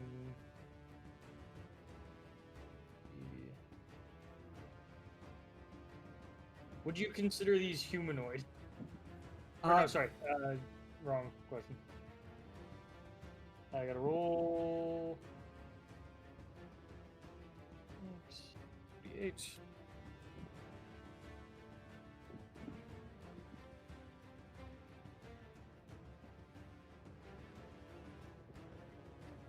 Eight. Okay. Manage to deal a good little hit to it as you throw it into this pillar here. And you guys watch as all of the rest of the wolves in the room are going to start trying to dogpile onto what was once Sal's. They all rush past the shaman. I am going to use, now, it's angry. It's very angry. I'm going to use Frenzy to take additional action to attack a random target. 1, 2, 3, 4, 5, 6. Do you want me just to roll and... Yeah, go for it. Alright, I'll roll 1, 2, 3, 4, 5, 6, 7. I'm going to say Baldur's the 7th. Good luck, Boulder. Oh, you're safe. Christ. That's this guy who just got You- smacked by a pillar. Yeah, you smacked him away into a pillar. The rest of these guys are dogpiling on your back, and they're like gnawing at the shards of the thing vibrating in your body, and you just full turn towards the guy that you just hit. Yeah, go for an additional attack. I'm gonna bite. Okay. Chomp, motherfucker. So that's +7 to hit.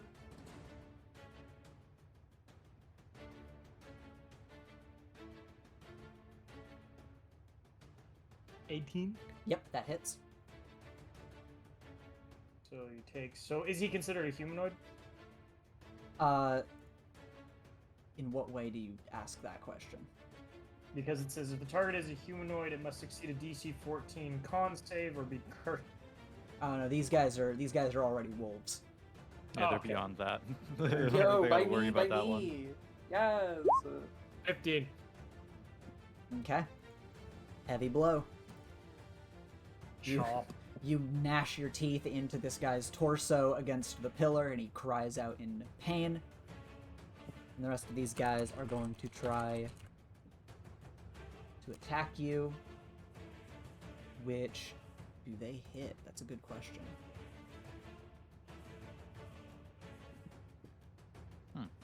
They do not hit.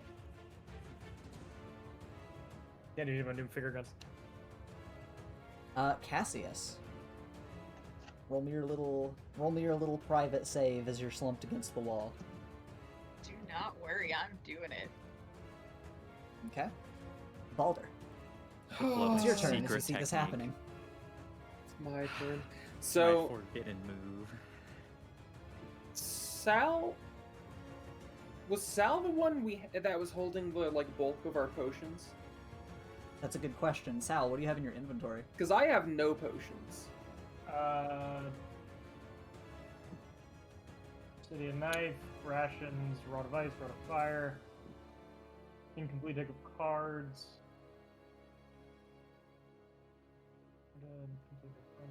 I have rations and no potion. Did Cassius have a potion? I know we don't have like a bunch of potions, but I think we still had like a few smallies. No, I don't know. Let's see. Oh, sorry, I do. I have one. but- Okay. And it's like in your. I also have one. Okay, so there is at least one on Cassius. Sigh. I spend my turn coming over and force feeding Cassius a potion. Let's see, where is your... Oh, yeah, there it is. Okay. I don't have to use my special move. Oh, shut the W fuck for up! I hate cover. you so much. Alright, this is a I'm lesser literally healing out of Special potion. move. I believe that is a, what, just a 2d4 plus 2 or something? In the back Is that pocket. what the... Yeah, okay. Or maybe a front pocket. What the fuck happened? I have no idea. You were hit by a Oh. beam. Fuck me! They I seem believe they that is seem your second distracted time with almost dying. they seem distracted with Salazar. I think maybe right now we just stay in the hallway for a moment. You know, at least until the entrance to the hall isn't, wolf covered. What was it that you said, Tessa? I said, you think I get a short rest in like this, or Maybe. Alright, what do you want to do, Balder? What's your turn? I mean, that was my turn. Oh, I that's came right, over that's and right. I fed Cassius a potion. Okay. Then Joy Citadel, what do you want to do? Well, Joyous is gonna hide behind this pillar and summon Spin Boy right here. Yeah, I'll hide behind a pillar too. I'm also gonna hide behind the pillar. Yeah, you're slumped against the wall. You know, you're over there. Oh, You're yeah. definitely next to Balder, though. You're hiding Yeah. behind me, the human pillar. And then Mhm. the light of our Lord spins. Can we just keep giving Will's character temp HP? That's a good point. Is this gonna be Yeah. the Pokemon battle boss fight? Like, 5. That is I do not think he is going to be getting temp HP. Aw. why? Because he's not necessarily all your friend right now. Does it specify allies or just creatures of Oh, your no. choice? Grant itself and each creature of your choice within. Oh, If- okay. Yeah, if you want to I okay, got if you. it's of your choice, yeah, Yeah. you can give it to him then. God. Oh, yeah. If he's just attacking things near him, let's fucking hide. Alright. Mark down 5 temp HP. It's gonna be the Yeah, you- shaman's turn. You go, Sal. You got this. Alright, let's see. This is stupid. It's fantastic. This is called delegation. Well, it's how you be a leader.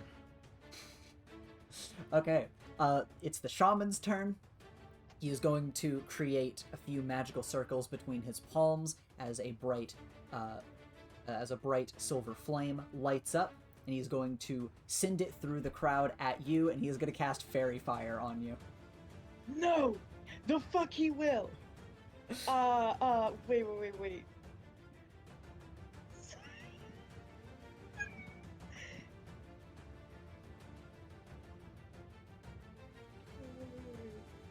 Damn And it, by no. you just mean him, right? Yes. Okay. Damn it, I wanted to try to stop it. Okay. And is Fairy Fire, isn't it just a wisdom save? Or is it a dex save or something? I think it's a dex. Do our Fairy Uh, Fire users remember? Yeah, we got Fairy Fire. Someone click it. Click that shit. Let's see. It's also each object in a 20-foot cube. So if he wanted to do it to our boy here, he would also have to do it to all of his boys. Okay, he'll do it. No! He'll do it to you guys, and it'll also be this guy against the pillar and the wolf. No! You also get this guy. Let me actually see what this 20-foot cube looks like. I hate this tool. Because that's 20 feet. 20 feet. You can just press right click and it is. It doesn't work for me. I don't know why, but it never decides to. Okay, yeah. Just Will, this one guy Hit against the pillar, and all of you. Not the guys that are on your back. Oh. Whatever. Beat the shit out of that one guy against the pillar. I mean, So is it a dex save? Yes. Okay, then everybody roll dex saves. now let me pose this to you though. He shot the beam, and I'll Mhm. say this as I'm rolling my dex save because I know it won't. I'm goofing. Mhm. But he shot the beam, Mhm. and then next time he looked down the hallway, we're all gone because we're behind pillars. So from his perspective, wouldn't we be dead? Can I roll like a deception or something to see if Can that I roll to happens? hide to see if he knows we're here or not? Can we roll stealth? Actually, can we roll stealth? You know what? All of you roll stealth in the hallway. Yes. That's pretty good for me. That thing I'm really good at. Okay, you know what? I'll say you guys are all hiding in the hallway and it does not aim at you, but I'm not going to have him do it to all the Lycans as That's well. fair. That's fair. That's fine. That's fine. That's fine. Yes, all you of can you say are hidden. The pillars shielded us from the attack. Yeah, the pillars are shielding you from the fairy fire, and the Lycan against the pillar actually managed to dodge it. So yeah, just Will, you are lit up with a silver light, and I don't have a good silver light, so I'm just gonna put you on a good old blue. And you guys watch the outline around his big form, even as he's being dogpiled, light up with fairy fire, and you know exactly what has just happened to him. And it is going to be this guy's turn as he's going to stay in your, sort of aura, not leave it. He's going to run around this way, and he is going to attack you from this direction, which will have advantage. And he's got 2 attacks. So let's try all of these. Okay, he only hits one of them, but it's a crit. So he jumps up at the front of you again as all the rest of these guys are on your back, and they're just trying to gnash away at you. The frontal attack, he goes for 1. You manage to, lumber back, carrying all of these guys on your back along with you a little bit. But as he jumps up and swipes at you again, he goes for your jugular. And that is going to be... how much damage? Make sure I'm doing this right. Oh, I didn't do it right, actually. Okay, that's going to be 16 slashing damage. Yep. And that's with the crit doubling it. It is just the 16 after everything. Someone heal him! He slashes your jugular, and it's your turn. What do you want to do? I'm going to grab that fucker and claw his ass. Okay. Let's do good old... the multi-attack, so I'm going to do it once. Oh my god! Okay. Eye for an eye. Eye for an eye, a 20 for a 20.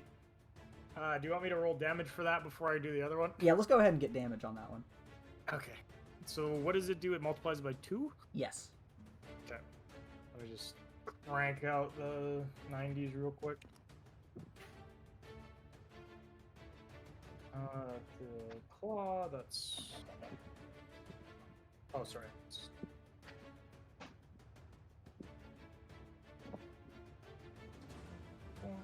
So this is without the crit. This is just base Okay, that's a lot of damage, though. 18. Yeah, you fucking smash him into the floor, and he is not looking good. He's still alive, though. He's still alive. Not for long. I'm gonna attack him. Get him! Get him! 12 hit.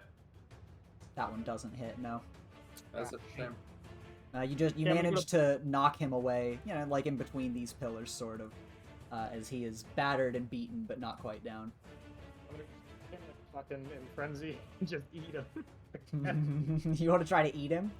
That was hungry. Yeah, okay, go for it. Do a funny bite attack. Okay. Okay. Yep, that hits. Oh man. Sal, very fun.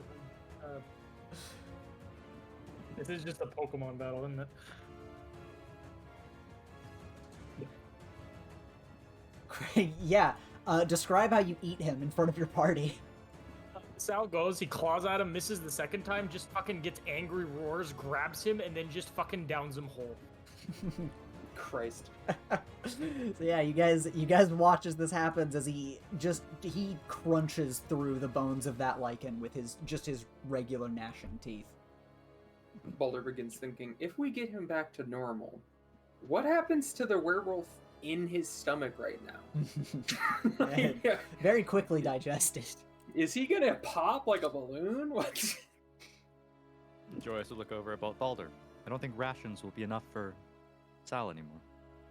Yeah. And If then he he's stays gonna like turn this, around. we'll have to get a leash. He's gonna turn around and just fucking face the shaman and walk closer with these things on his back. Okay. Because all Sal knows, these guys are toast. Yeah, as far as you know, you can't even think about them right now. Just barely. Yeah. They can give him like one step forward, like right here. Yeah.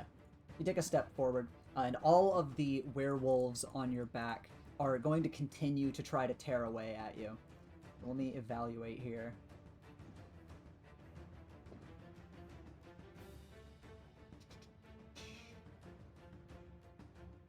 Okay. One of them whiffs as it tries to tear into your thick hide. Isn't quite able to do it.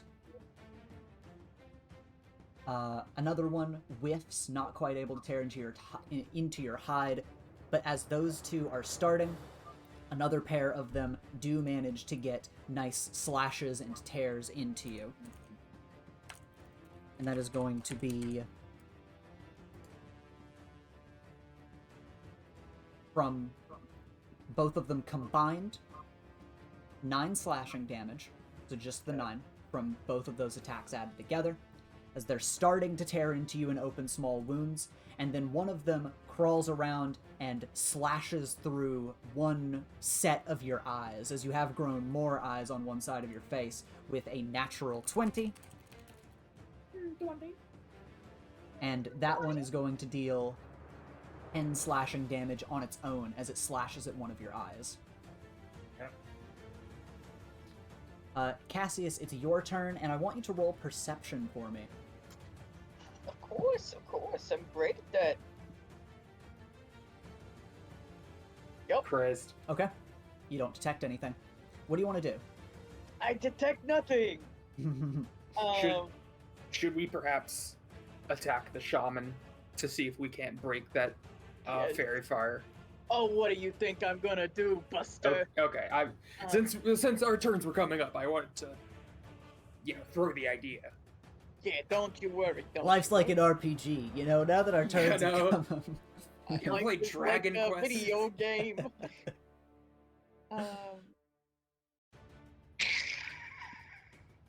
No way. 1 minute.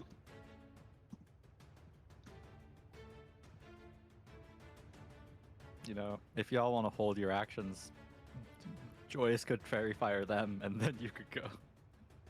That would be funny. Oh, now that would be funny. That could be so silly. You can, if you upset the shaman's concentration, it'll get rid of fairy fire. Yeah. But you did Sorry, let me- move closer. Let me say this one more time. Sorry. So we could do a... You could do a fairy fire. See, now, because you having fairy fire won't be so upsetting if everyone has fairy fire. Mhm. Then all you need to do is hit the shaman. Yeah. And then he'll just, he'll still have it, but now he's not, he's not the only one. Okay, I want to hold my turn until after Joyce, then Balder has gone. Okay. You can do that. Because I have a Yeah, very since the three of us are going, I would assume it's not a big deal if we play a little malleable with our turns. Yeah, I think that's fine. Do you guys want Joyce to go Okay. first? Yeah. Sure. Well, the most important thing has to happen first. Mm-hmm. Oh, I need to see if I can... Obviously. It's too far. He didn't move, like, here, and then... That would be... In range, yeah. Okay, so Spin Boy's gonna move, like, 5 feet forward. And then spin. Okay. Are you able to get Will in with that Yeah. for the temp? Yeah. Okay. Fuck yeah. Everyone gets 8, and then Joy's gonna cast Fairy Fire and get everyone. Fucking the shaman, all the wolves will. All You can't right. get double fairy fire. That doesn't even make sense. No. Yours will still be active if the shaman's goes down, though. But that's okay. Yeah, it's fine. We'll just hit the save. It's fine. It's easy. Yeah, roll that save, Will. I've got all the others ready. Yeah, sorry. I gotta do it so manually. No, you're fine. You're fine. Also, what color do you want it to be, Kai? Orange. Okay. It's Dex, right? Yata. It's like when an elevator falls. If you just jump at the end, you dodge the damage. Nope. Nope. Christ. All right, so the orange light lights up on you. The shaman does manage to jump out of the way with inhuman reflexes. And he kind of dodges over to this side, and you notice that the light in the room but- isn't nearly as bright now as he does this. Oh, but Ethan, couldn't he not move? Since our turns are coming up and distance to get to him kind of matters. You know what? Yeah, that's true. That was just for flavor, anyways. He kind of Yeah. like he like wave dashes in place and dodges the fairy fire, and he's still in this little spot. And he does a knee Ethan's slide really in place. giving it to us this game. Ethan, I appreciate it. but on the back of the the big werebeast ahead of you, this lichen right here is blocked from the fairy fire due to being in Sal's shadow, but all of the rest of them are lit up with this orange light. That's great for Will. He absolutely just gonna eat these fuckers on your turn. I'll move Will up a little bit so we can see more of these orange lights here as they all light up. And yeah, you guys see as you kind of see the blue outline on the werebeast that was Sal get engulfed in a surrounding orange outline that is burning much brighter as it spreads to most of the lichens that are crawling around him, though one of them, of course, is evading your vision due to all of the lights. Balder, you're going to go next, correct? Yeah. Okay. So would you say, like, if I moved like here, Uh-huh. you think maybe I'm kind of in like arm's reach of that guy? If you're here, you'd be just outside of arm's reach. I gotta dash just to take another step. Also, before you do dash, really quick, both Balder and Joyous roll perception for me.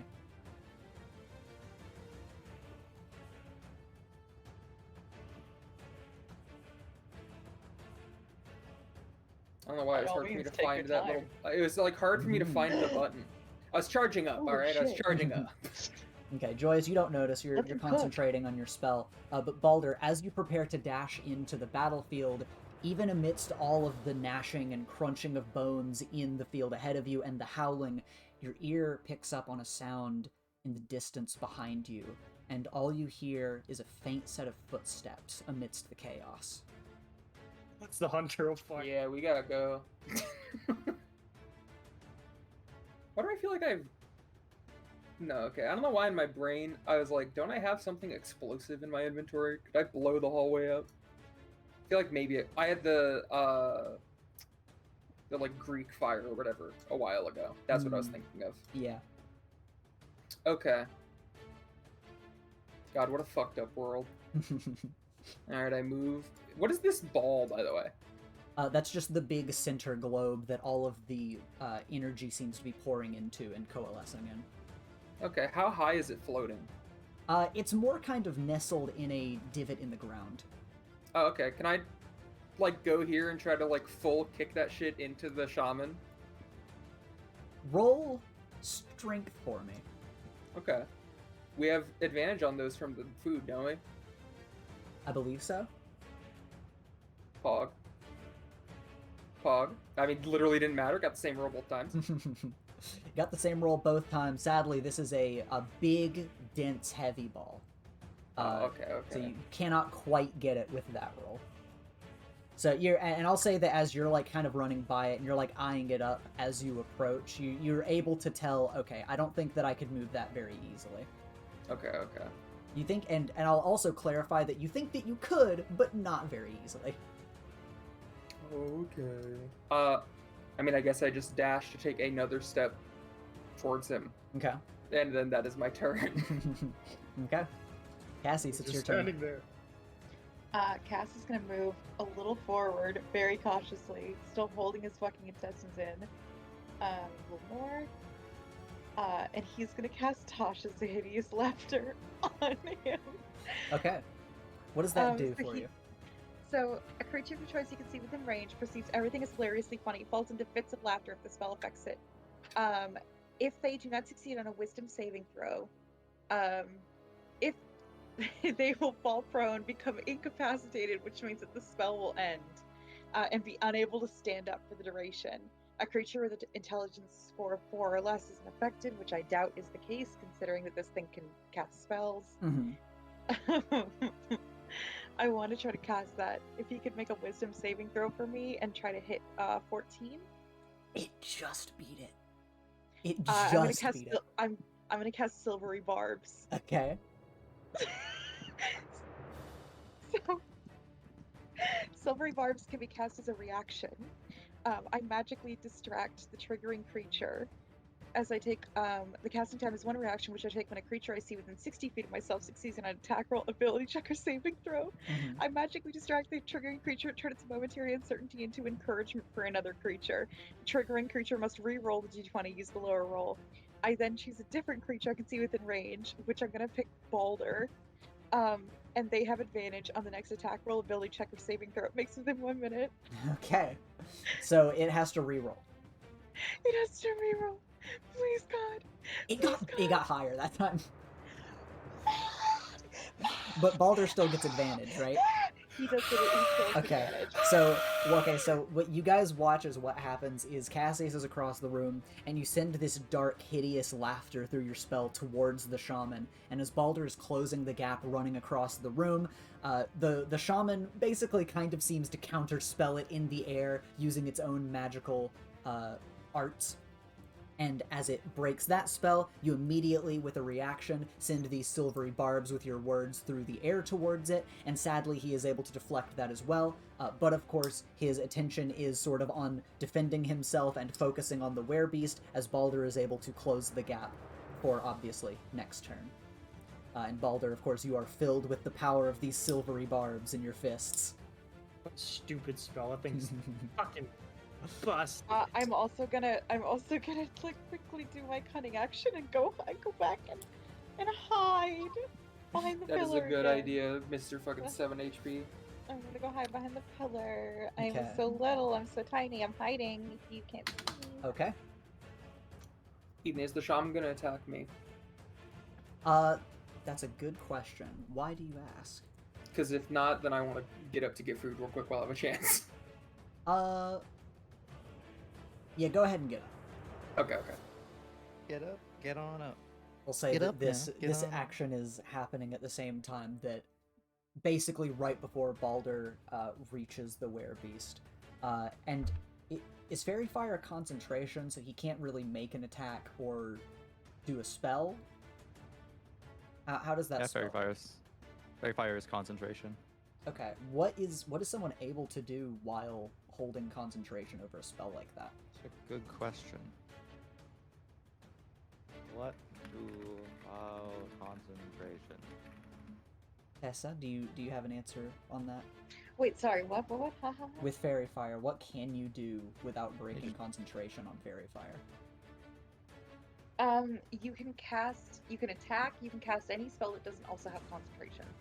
I see. If you take damage, you have to make the wisdom saving throw to see if you can continue concentration. I see.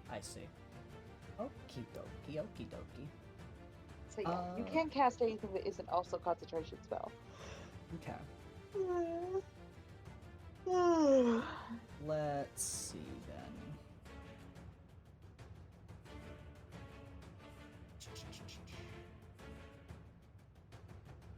Get him. Fuck him up. I'll probably wait for Dako as I mull this over, because he might end up... Dako... He might end up attacking Balder, in fact. Thinking about it.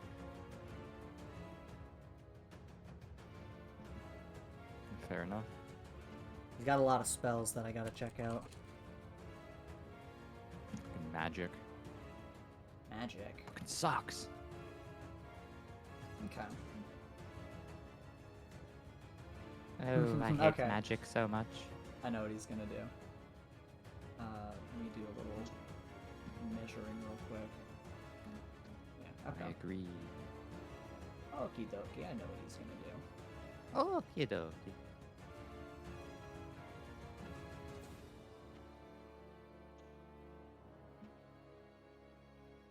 Okay.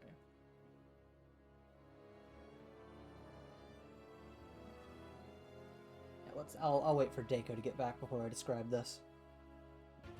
Alright. So, as Balder is closing the gap with the shaman is going to very quickly and deftly create a few magical circles and cast a spell into the ground. And all throughout the magical circle, the stone starts to shift and change shape as spikes jut out of the ground in the entire magical circle.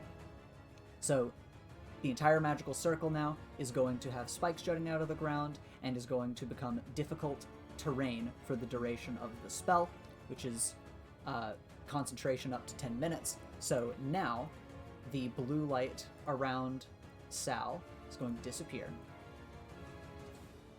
And when a creature moves into or within this area, they're going to take 2d4 piercing damage for every 5 feet that they travel. This was cast basically right as you got up to him, so you do not have to worry about this at the moment, Balder.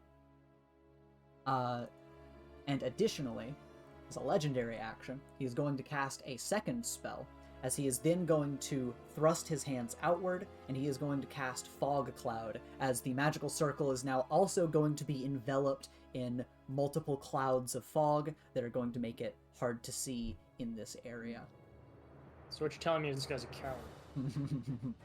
That is going to be his turn as spikes are put on the floor and he is obscuring your guys' vision. And it is now your turn, Will. So the spikes are if I move out of this, I'm going to take 1d whatever. It is if you move anywhere within this big magical circle. If you move in it, out of it, through it, anything. Do I have to roll for the fog? What does that do for me? The fog is basically just going to make it harder for you to pick up on the spikes if you wanted to try to avoid them. So it doesn't affect me attacking these wolves on my back. Let me actually double check with that.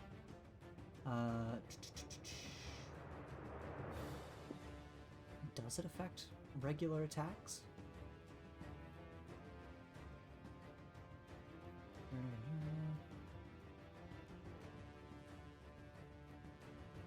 I'm gonna say normally it's going to cause regular attacks disadvantage, but because all of you guys have bright, colorful outlines, it's just going to counteract the advantage, so you have regular attacks on all the guys that are on you. Okay, then I am going to move out of the spikes this way. Okay. Let me move all of you. You move out this way, and you're going to take...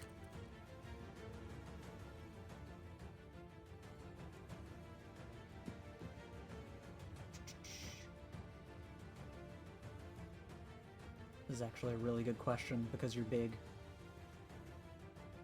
Yeah, I guess to fully get out, you kind of have to move 10 feet. So you're going to take 12 piercing damage. Okay. As you exit the circle and you back out towards the wall, you leave the sphere of fog and spikes. What do you want to do next? I'm gonna grab one of the fuckers on my back and go to claw him twice. Okay. Any particular one calling out to you? Give me this guy. We'll start with fucking John here on the corner. Okay. And that's advantage, yeah? That is going to be at advantage, yes. Outstanding. First attack. Okay, now let's just see if you can get a crit. Okay, yeah, alright. That does hit, though. Okay, I'm gonna roll for the second one now, because Okay. I won't kill him. Okay, that's very similar, but yeah, another hit. Yeah, Fucking hell.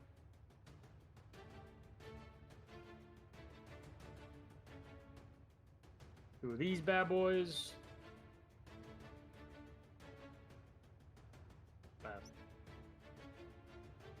Ooh, yeah. Okay. Let me jot that down real quick. Oh, nope. So minus that each one by 2. Sorry, I rolled 2d10. It should have been 2d8. So minus both of those by 2. Up. Okay. Yeah, as this guy crawls around onto your arm, you manage to grab him, pick him up, and you just fling him like a towel against the floor real quick, slash into him. And you deal some heavy damage as you seemingly shatter half of the bones in his body. Frenzy, and since these are the only really targets, because I can't see Balder or the Shaman. Mm-hmm. Now I roll my funny... Well, I gotta do the check first.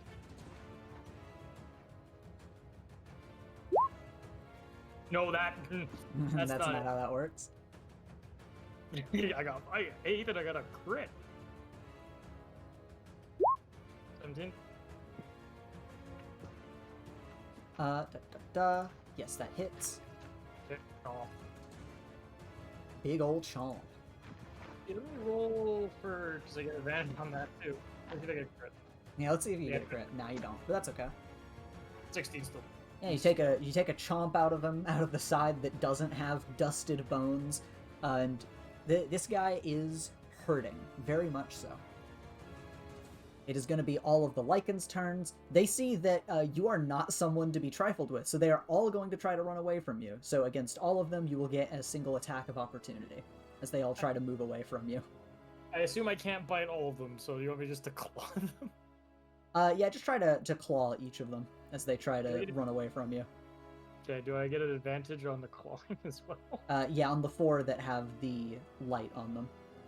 Alright, so I'll do the first... Well, let's go one at a time. Can you move all them back, and then we'll go one at a time? Yeah, we'll go one at a time. Let's do the normal one first that doesn't have advantage.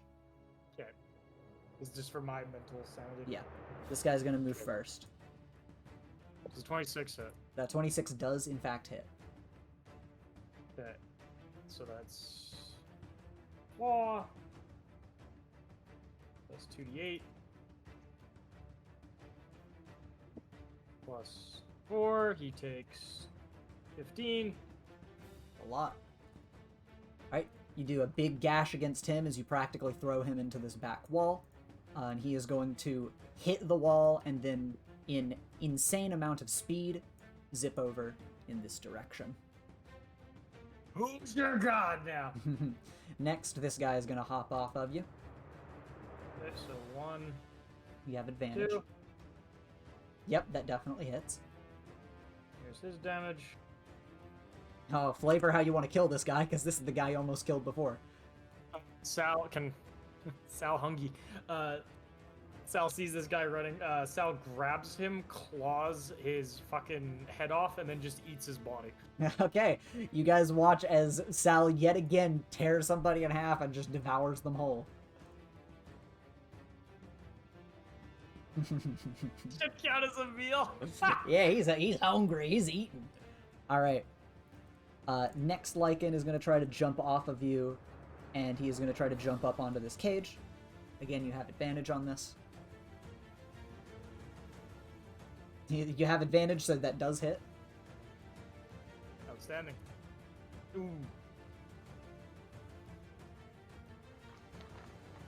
He's a little too nimble.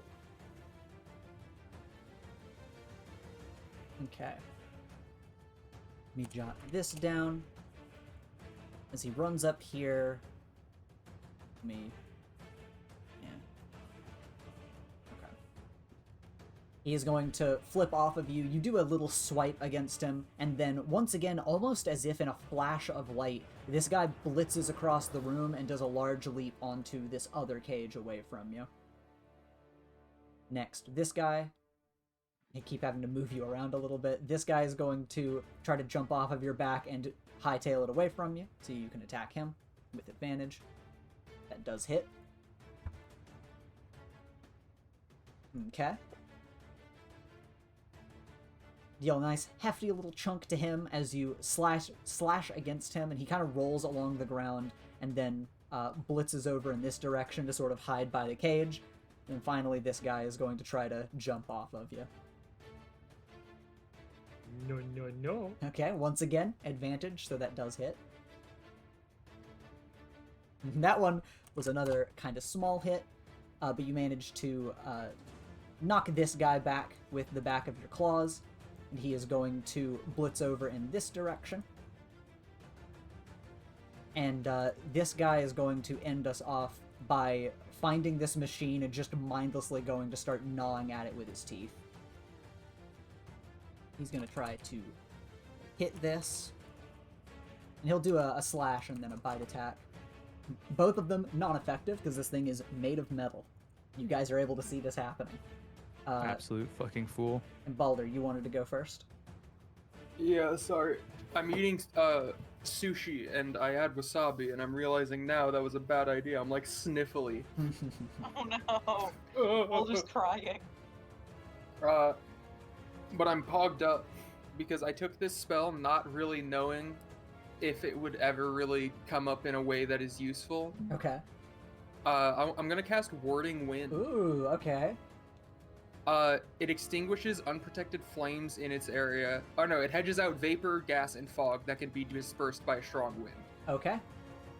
Yeah, the fog cloud can in fact be dispersed that way. Poggy.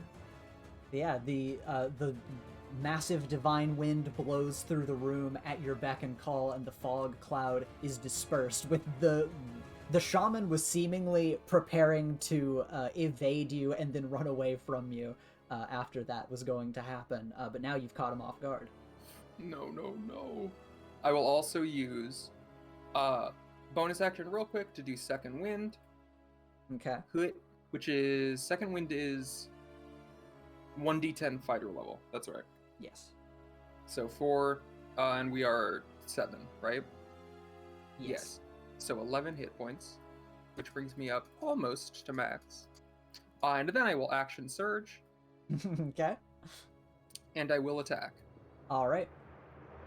So, where's my battle axe? There it is. 1, That does not hit. 2, That does. 3. Oh boy. All right, that first Right, yeah, attack. because I get 2 attacks and my bonus action attack.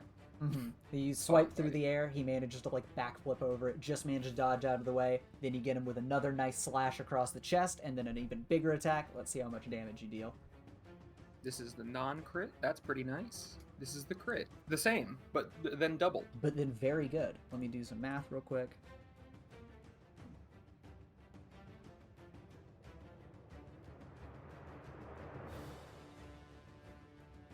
Almost dropped a 50 piece. Yeah, describe your combo piece as you're attacking this guy. You're not killing him, but you're kind of comboing him up with a few of these big hits. It's just sudden, like, roaring, ripping wind, like, blowing the fog out, and then Baldur's just here, standing in the, like, calm eye of the storm, and is just kind of now wailing down on this guy. The wind's, like, impacting the swings, giving them extra oomph. Mm-hmm. Yeah, and as your blades are carried on the wind and dealing extra impact, you're able to see that despite his frame being quite emaciated, it seems like he's got kind of a tough hide to cut through, but despite that, you are tearing into him, and you have dealt a heavy set of blows to him. No else, no other people. And now, Cassius and Joy, both of you roll perception again, as Balder heard something before and was charging into the battle. Yeah. Better. Come on. Okay. That's pretty good. Cassius, you do not notice this, but Joyous, you pick up on footsteps that are approaching you guys from behind. What do you want to do?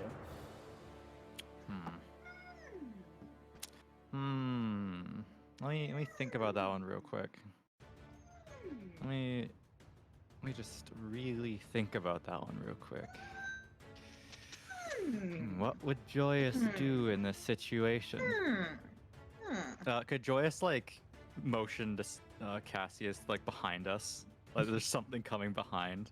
Yeah, you can motion to Cassius real quick. Do you want to try Just to? talking. Do you want to try to hide? Joyce is gonna cast invisibility on himself, but like not Okay. before like pointing behind, going Cassius behind us, and then Joyce would just like disappear. Okay. Yeah, let's get you invisible then. Cassius is also going to take out Arbalest and is going to take a shot at this fucking bastard. Okay. Also, can Wait, still no. move, right? Yes, you can. Okay. Let me I just can't see do where that. Joyous is going to move. Not be here do anymore that. because I'm not sure if the fucking hunter homie can see invisible people. But just a guess, probably. Yeah. So Joy's gonna head like over here. Okay. Go ahead and move yourself. Yeah. Just wanted to be invisible so you didn't get attacked by either of the big ass wolves. And Cassius, you can take your shot. Oh, Well, I'm also, realizing if I do that, I before that, can't do what I want to do either. That's an issue. Spin Boy would move to like here. Okay. Yeah, the wolf would have an attack opportunity on it. I'll risk Right. death. Why not? Yeah, I'll take a shot. That's that is an awful stance to take. You have like 7 HP. I mean, wait. I mean, I guess there is this guy here. Fine. Like I would argue that's not risking death. That's assuring like Oh, a 90% kiss chance that you yourself. will go down again. So first, as I'll cast invisibility on myself. here, real quick, Correct. Good ending achieved. the bot. So you're gonna have it move. The lichen does in fact hit it as it's going to move away and deals 9 slashing damage. Okay, it has 35 health. Okay, so it's good. Moves doesn't over care. here. And then Then- Cassius, you're lining up a shot. Joyce is like, hey, behind us, turns invisible. And you're like, okay, I'll turn invisible too. Yeah, fuck that shit, I say, and I walk over here. Ooh, Okay. incredibly Oh. based. Do I get a weapon as well, Ty? Yeah, sure. Ethan, do you think that happened? Do you think that reaches to Balder? Just barely, it does not. Just barely. Okay, cool. And Tessa. Yeah? As you guys turn visible and you leave the back hallway and you guys are preparing, Balder, you are unleashing attacks on the shaman here.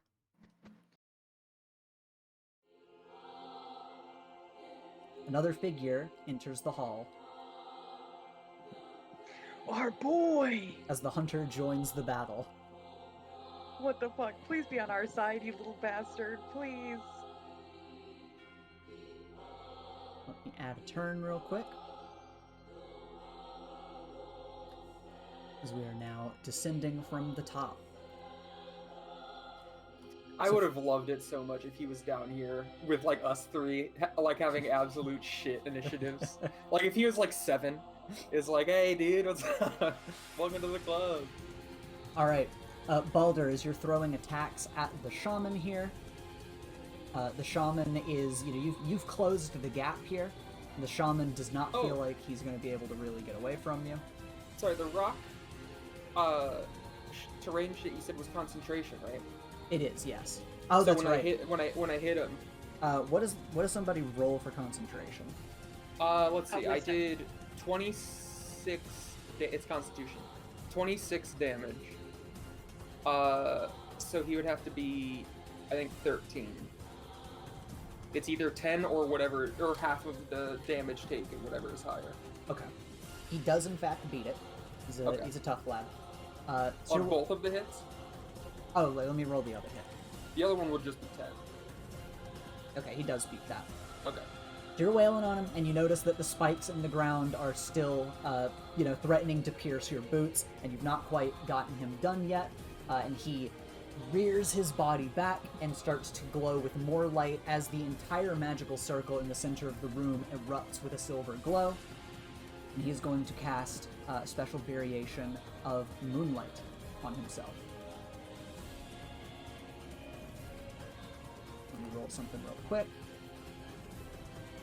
And you watch as the wounds on his body miraculously and quickly start to heal back up, as he is starting to bring himself back towards full health, as he casts that as a legendary action, and then he is going to make 2 claw attacks at you.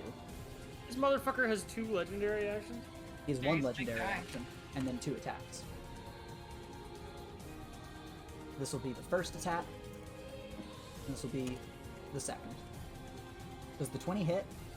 Genuine question. It does. Okay. I'm considering.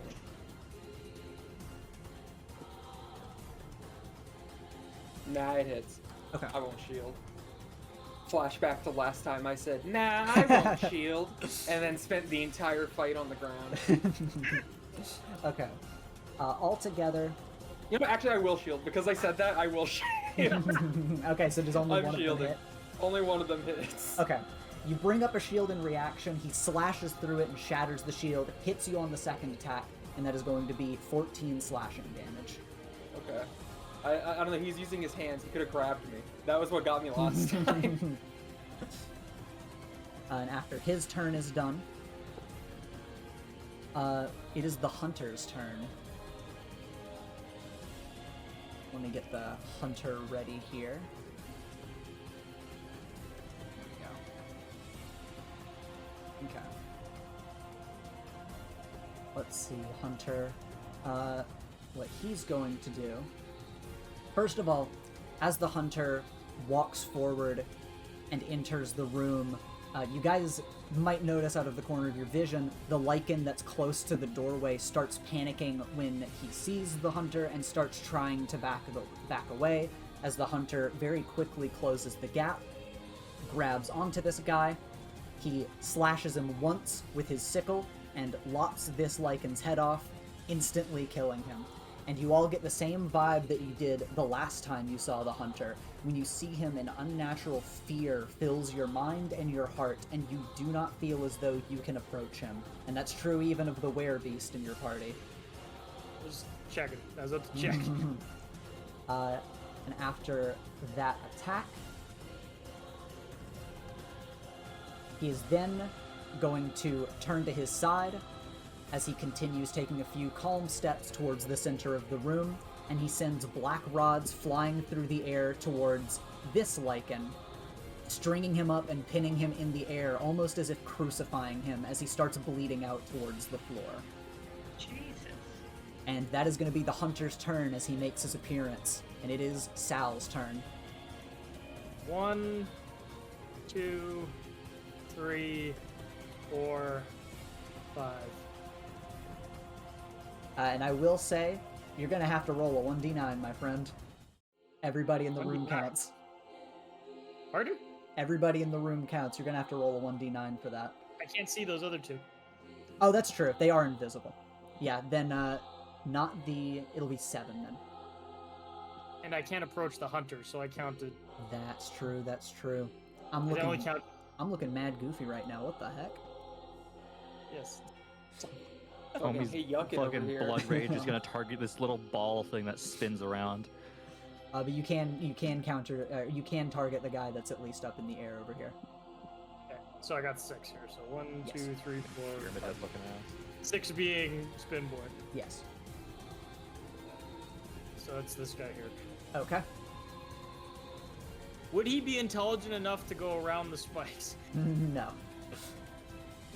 You're gonna try to charge right through the fight here. Maybe even you'll run through the spikes, kind of hop over them, and then leap on top of this cage. I'll say. So you'll have to travel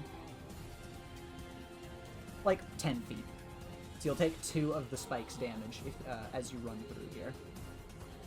Barrel through these guys. Okay. You'll run through, and you'll take 8 piercing damage as you run through the spikes and go to jump in the air to attack the lichen. Doesn't even crack my temp shield. Nice. 1d...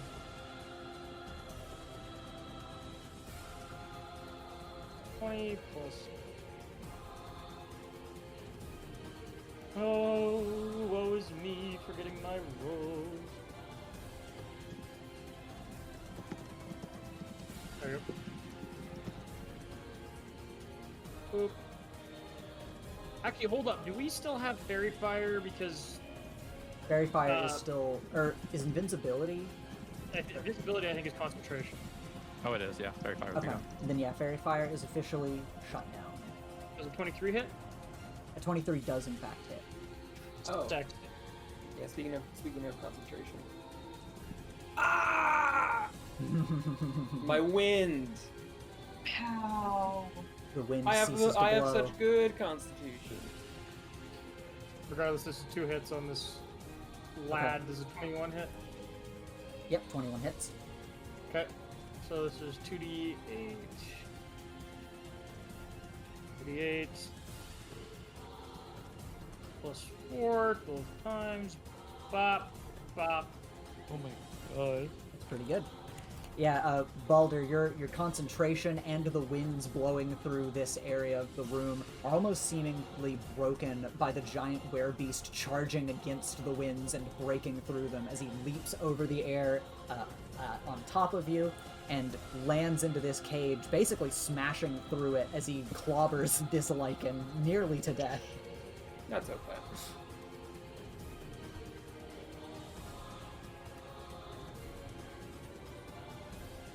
Alright, and then you've got your frenzy. 1d6 lads. 1, 2. It's 6, 3. it's 6. I know, 4, 5, 6. I'm just laying them out for you.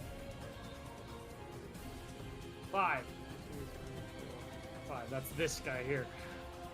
Actually, I think that guy would be 6. I think that 5 is, He's counted circle. huh? Would I counted. If you want to check the VODs, I clicked Spin Boy is 6. I have a question. Yes. Would it not be 4? Because to go towards either of these, he would have to be approaching the hunter. You know what? I think that's fair, yeah. I think that makes, I think that makes sense. I don't have the speed either. Yeah, so go ahead and re-roll and do a 1d4, because that does make more sense. So 1, 2, 3, 4. Okay. So we're all in the same. Yes. Okay. Hey, you know what? That's pretty good, because that's pretty close to the exit, isn't it? Mm-hmm. Yeah. Alright, I'm gonna go to chomp his ass. Alright.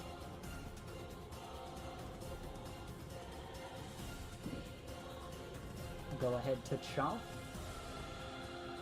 Sure, chomp it. Yep. That hits.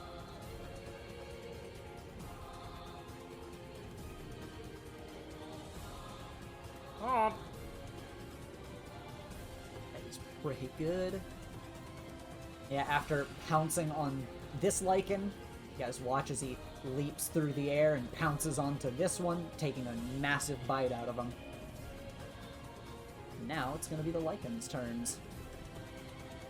First is going to be the lichen strung up in the air. It is going to try to resist. Let's see. How good are you going to be at resisting, lichen? Let's find out. Can you take these spears out of yourself? The answer is no. He is going to hang in the air, crucified, and continue bleeding out. Fucking T-posing. Next is going to be the other 2 lichens, and the lichens have fear struck into their hearts from the hunter, so they both are just going to pounce on the werebeast and continue trying to eat into your hide. So they are going to make bite and claw attacks at you. Let's see what they can do.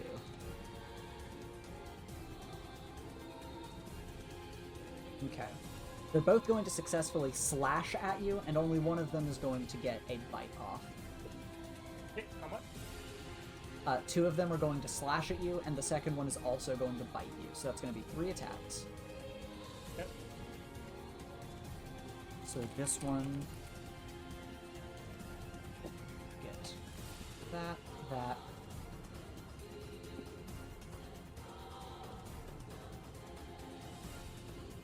Then...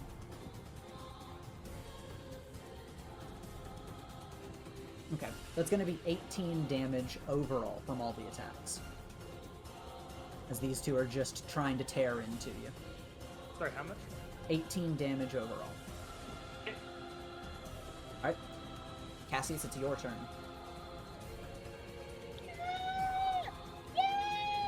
Okay. Can I see right now very well?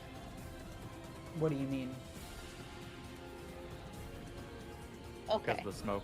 The smoke was Or because the fog is gone. the by the fog wind. is gone Gotcha. because of Balder. Balder put out the dice in. Well, okay, bitch, fuck it. I get advantage because I'm invisible right before making this attack, so I'm going to do shot with Arbalest at this little fucking bastard. Which one? Yeah, Okay.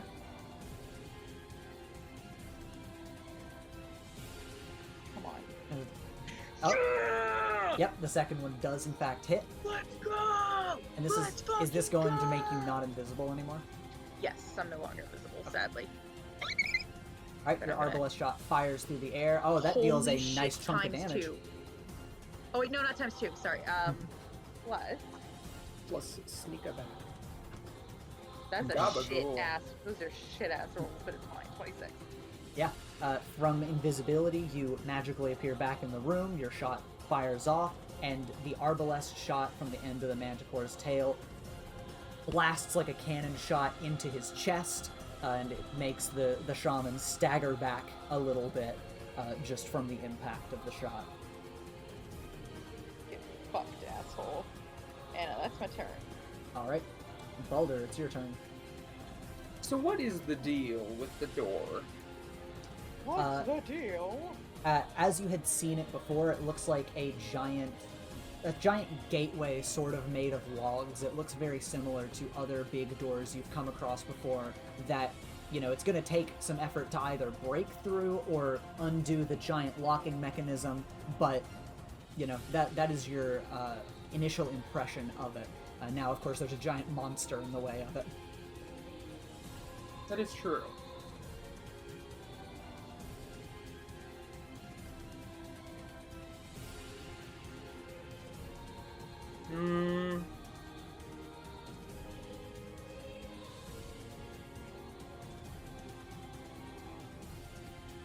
I suppose I will attempt to kill this man. Okay. That would be nice if we could accomplish such a thing. Mm-hmm. 1, 2, Oh, 3. Yeah, all of those hit. Glad to hear it. Here's the non-crittied ones. Okay. 2. Okay. And then here's the crit. Let's go. Okay, let me do some math real quick.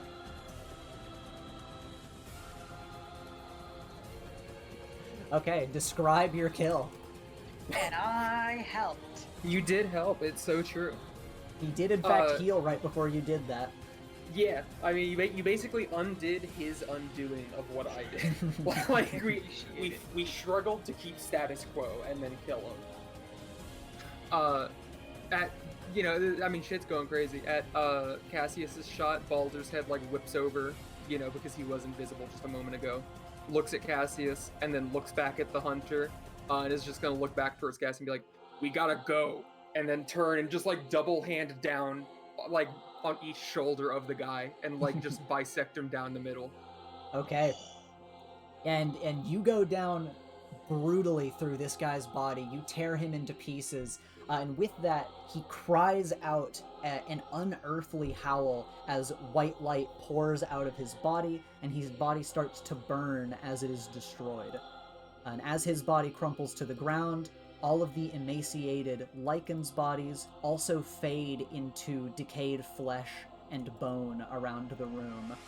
And once that happens, the light of the room is still here in all of the runes, but once you look back over your shoulder, you see that the hunter is still standing there menacingly staring towards you. That's okay. And our friend Sal is still,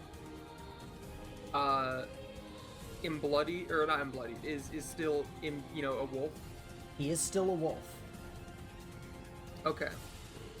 With my movement. Yeah, I'll like just go and like, you know, run to wedge myself between him and the door, Okay. and then, you know, I'll like fucking push him. I'll like try to piss Sal off. Okay. While that's happening, Joyous, what do you want to do?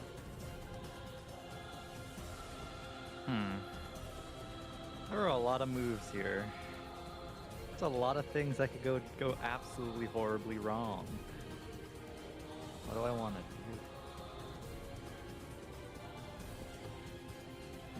I'm trying to think, Monk, here. A lot of thoughts to be Can't- had. Can Cassius escape? Answer yes. Fast as fuck. What do we do with Conehead over here? Hey, you didn't even move Cassius. And he moved a little bit, but yeah, not fully. Yeah, I think just while invisible, Joyce is just gonna dash and get beside Baldur. Okay, you're just getting near the door. You're getting ready. Yeah. All right, go Then for Spin Boy's gonna wobble move. it. Let's Okay. see how far he can go. Let's see how far my boy can escape.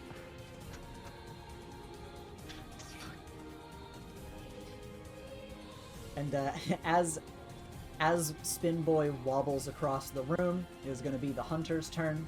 The hunter is first immediately going to throw a black rod across the room into the bot, which does hit. No, my son. Yeah, he's properly recognized what the most important member of the team is. And let me double check this. Game recognized game. That's going to be 18 piercing damage. On the Ha, roll. not dead. But Okay. now it is going to be stuck in place here. Then he is going to turn and he is going to throw a black rod at you, Cassius. Brother, you should have moved. I thought that I was gonna get hurt. Does a 21 hit?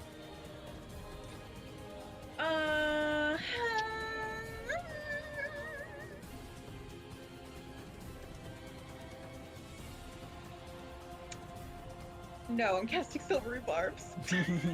Okay. You're gonna cast silvery Okay, barbs wait, on the hunter? Wait.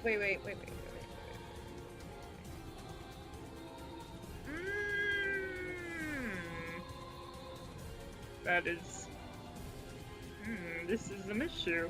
Okay, so this is the issue I'm facing. I can either cast silvery barbs and hope he doesn't hit me, or I can use uncanny dodge with my reaction and just half it and just hope that whatever he rolls is low enough. Well, let's see. I know. He just hit the spin bot for like 18. Is that what we said? Yep. Mhm. You do still have the 11 temp HP. That's I do. true. I have 18 total health. So if I half that it could nine, work. I will uncanny. I will uncanny dodge. Okay. Doesn't that mean you're still in? Wait, does it pin me? It does pin you, yes.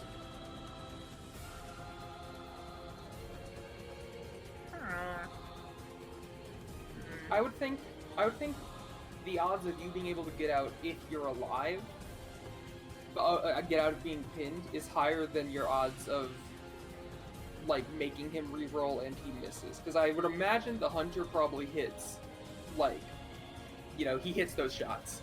Like this guy fucking probably has a pretty good modifier. To Okay, yeah, go for it. Okay. I'm pinned. So you're gonna. I mean, whatever. I'm not trying to. Sorry, I'm not trying to. No. like, I was just this is just weighing the options. This is me of my own, Okay, like okay. reacting to my own situation, not being like, oh, okay, I guess I'm pinned, okay, whatever. Okay. Alright, you're gonna uncanny dodge as the rod flies through the air, so you're basically trying to dodge to a place where it doesn't deal vital damage. And it is going to deal 12 damage as the black rod slams into your shoulder and pins you mid-air. Now, is that halved or is that total? That's total. Okay, cool. Okay. So that deals 6 damage to me then. Okay. Phew. And And it doesn't get past my shield, thank God. you are pinned mid-air as this rod holds you in place. And what's your health looking like? 7 HP. Okay, so you look bad. You look rough right now. To be fair, yes. Okay. He throws the pin, the rod pins you in the air, and then let me double check something really quick.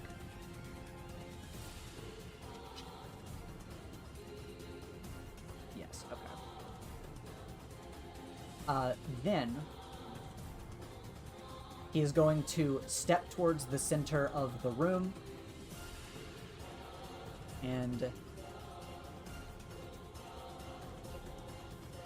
double checking this. Yes, okay. He'll walk towards the center of the room and hold his hand out towards the werebeast. And he is going to cast a variation of Hold Monster. So Will... Motherfucker gets 3 action. I'm sorry? This motherfucker gets Pyramids 3 have 3 action. points. Yes. Pyramids have 3 points, Will. Will, roll a wisdom saving throw for me. Yes.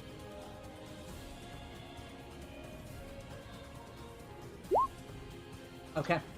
Damn. You can feel the hunter's will even as your back is currently to the hunter, and Balder has moved in front of you and is basically trying to egg you on at the gate, and you're about to try to have to figure out what you're going to do, but you feel the hunter's presence behind you, trying to paralyze you in place. But thankfully, you've lost your mind so goddamn hard that you are not able to be paralyzed by his spell, and it is your turn. Well, I get... Joyce is invisible. Yeah. Yep. I can't go towards the hunter. Uh-huh. So I only got 1 target. Yep. I'm gonna just barrel at Boulder. Okay. Can you barrel into Boulder so hard that the fucking doors open? I don't know, Ethan, can I? Is that my... fucking- Let's see what happens. Roll your attack rolls. Balder is a pretty good battering ram. 2 claws.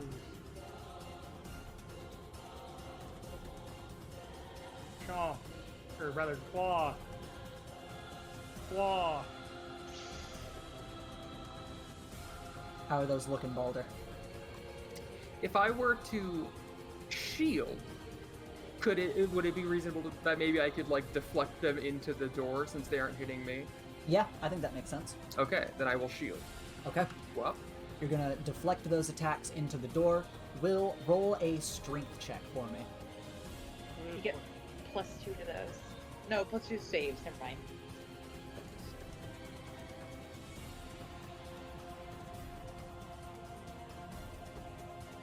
Okay.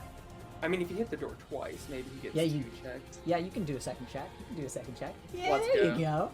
Yeah, so you're bearing down on Balder right now with a flurry of slash attacks that Balder, you are throwing up shields and you are deflecting the attacks, and you deflect one attack perfectly timed into the doors behind you, and you watch as the werebeast blows the gate wide open, and you are now surrounded by fog, and the beast gets one more attack in a frenzy, and you only have one target. Chomp, chomp, chomp. Does shield last the full round? It lasts until my next turn. Okay. Oh, then you're safe. Then yeah, the werebeast once again pounces on you and goes to bite down on you in a way where you feel like it could crunch through your entire torso easily, but thankfully your shield is protecting you as he is pinning you right on the edge of the mist. And Cassius, it's your turn as you're pinned in the air by this immovable rod. If it's kind of all of our turn, can I do something to try to help Cassius? What is it that you want to do? Because this is very tight. What is it you want to do? Because I remember the last time, it's like strength to get out of these, right? Right. Could I throw him my hill giant potion that I've been holding for like half the campaign? Hey, before you do that, can I try something? Okay. Pin that in case this doesn't work, or like Okay. if the rod has weird magical attributes. Is the gate behind us gone? Yeah, it's been blown open. Joyous could just vortex warp cast into the mist. Oh yeah! I keep forgetting you have a spell where you can throw us around like we're a fucking RTS game. Yeah. So I feel like that would be like the safest option. Yeah, if you can do that, absolutely. And then Yeah. We run. Yeah. Okay, is that what you want to do? Yeah, Spin Boy will charge to try and give us time, and then Joyce is gonna fucking vortex warp cast straight into the mist. Holy shit. Spinbot sacrifice. Oh, There was just almost a Spinbot. turn where I used that to teleport him back, and I'm like, wow, that might be a good idea, but if I had done that, this could have gone very badly. Alright, send me the description for your spell so that I can see how this works out. Okay, give me. Or if you I'll just just put the send you button the. in the chat. Oh yeah, shit, I forgot. Now I'll just send Ethan the fucking wiki page, so he'll always have it. There you go. But I will just also send it in chat. Ooh. Let's see.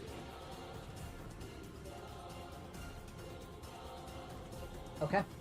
Yep. You guys watch as Joyous Citadel twists space. Well, you don't actually see Joyous Citadel do it. He's invisible. But Baldur, as you're thinking of chucking a potion across the room, you're pinned down by the werebeast. You can feel magic beside you, as you're almost able to sort of feel Joyous casting a spell. And Cassius, you're like grabbing at the immovable rod. You're trying to pull it out of yourself. And eventually the space around you is twisted, and you disappear as you are warped directly into the mist behind Baldur. Which is probably terrifying. That's, now that I think about it, that's probably a really scary place to get teleported into with no context. And now, let's see, that is going to be Joyous. That's for your action. What do you want to do now? Kai might not be here, he said burb. Okay. Well, meanwhile, while that's happening, Baldur, you watch Cassius warp away and disappear, and you see the spin bot running up. Actually, it's going to attempt to run up. It is running in place, given it is has an immovable rod in it right now. Can Spinbot give a strength check? Could if Kai was here. Ode to Spinbot, the sacrifice of Spinbot. With my turn, could I attempt to, like, grab Werewolf Sal and, like, suplex both of us into the mist? Fucking eat it.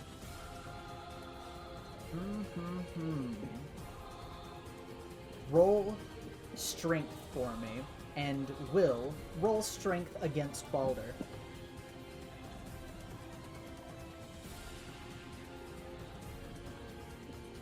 Oh, Gabagool. You grab onto the werebeast and you're trying to suplex him into the fog, but sadly he is he is absolutely out of his mind and fighting against you as you try to do that. But good news, though. Grapples count as attacks, so I get to do it again. Okay. Also, I did a strength save, not a strength check, so that was my bad. I clicked the wrong one. Here's strength check, though. Okay. Oh, no. Punished for my error. Oh, but not punished enough. Okay. Yeah, you try to throw him back once, you can't quite do it, so you plant your feet, you grit your teeth, you grab the werebeast again, and catching him off guard in the middle of his gnashing, you are able to suplex him back into the fog behind you, and both of you go tumbling into it.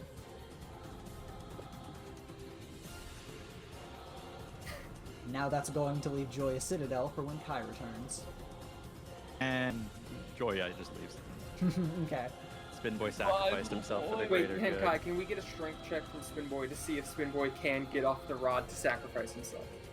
Oh yeah, 100%. Let me just check. I remember that like the stats for these fuckers are like terrible. Yeah, it's an ability score of 0, so it's just a 1d20. Okay.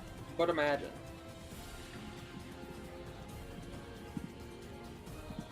Please, please, please. Crit. 9. No.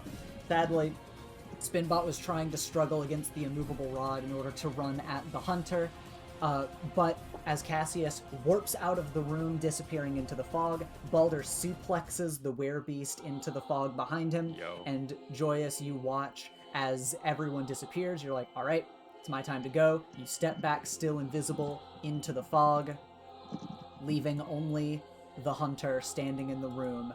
And of course, Spinbot just sort of powers down and falls into scrap metal, leaving the hunter alone in this chamber as it stares blankly into the silver fog ahead of it. And that is going to be where we end the session tonight. Next time we come into the labyrinth, we're going to appear on the other side of the fog with Cassius pinned by an immovable rod and Sal still beasting out, wherever you end up. I like to think the hunter is following us because we're just like the weirdest people in the labyrinth.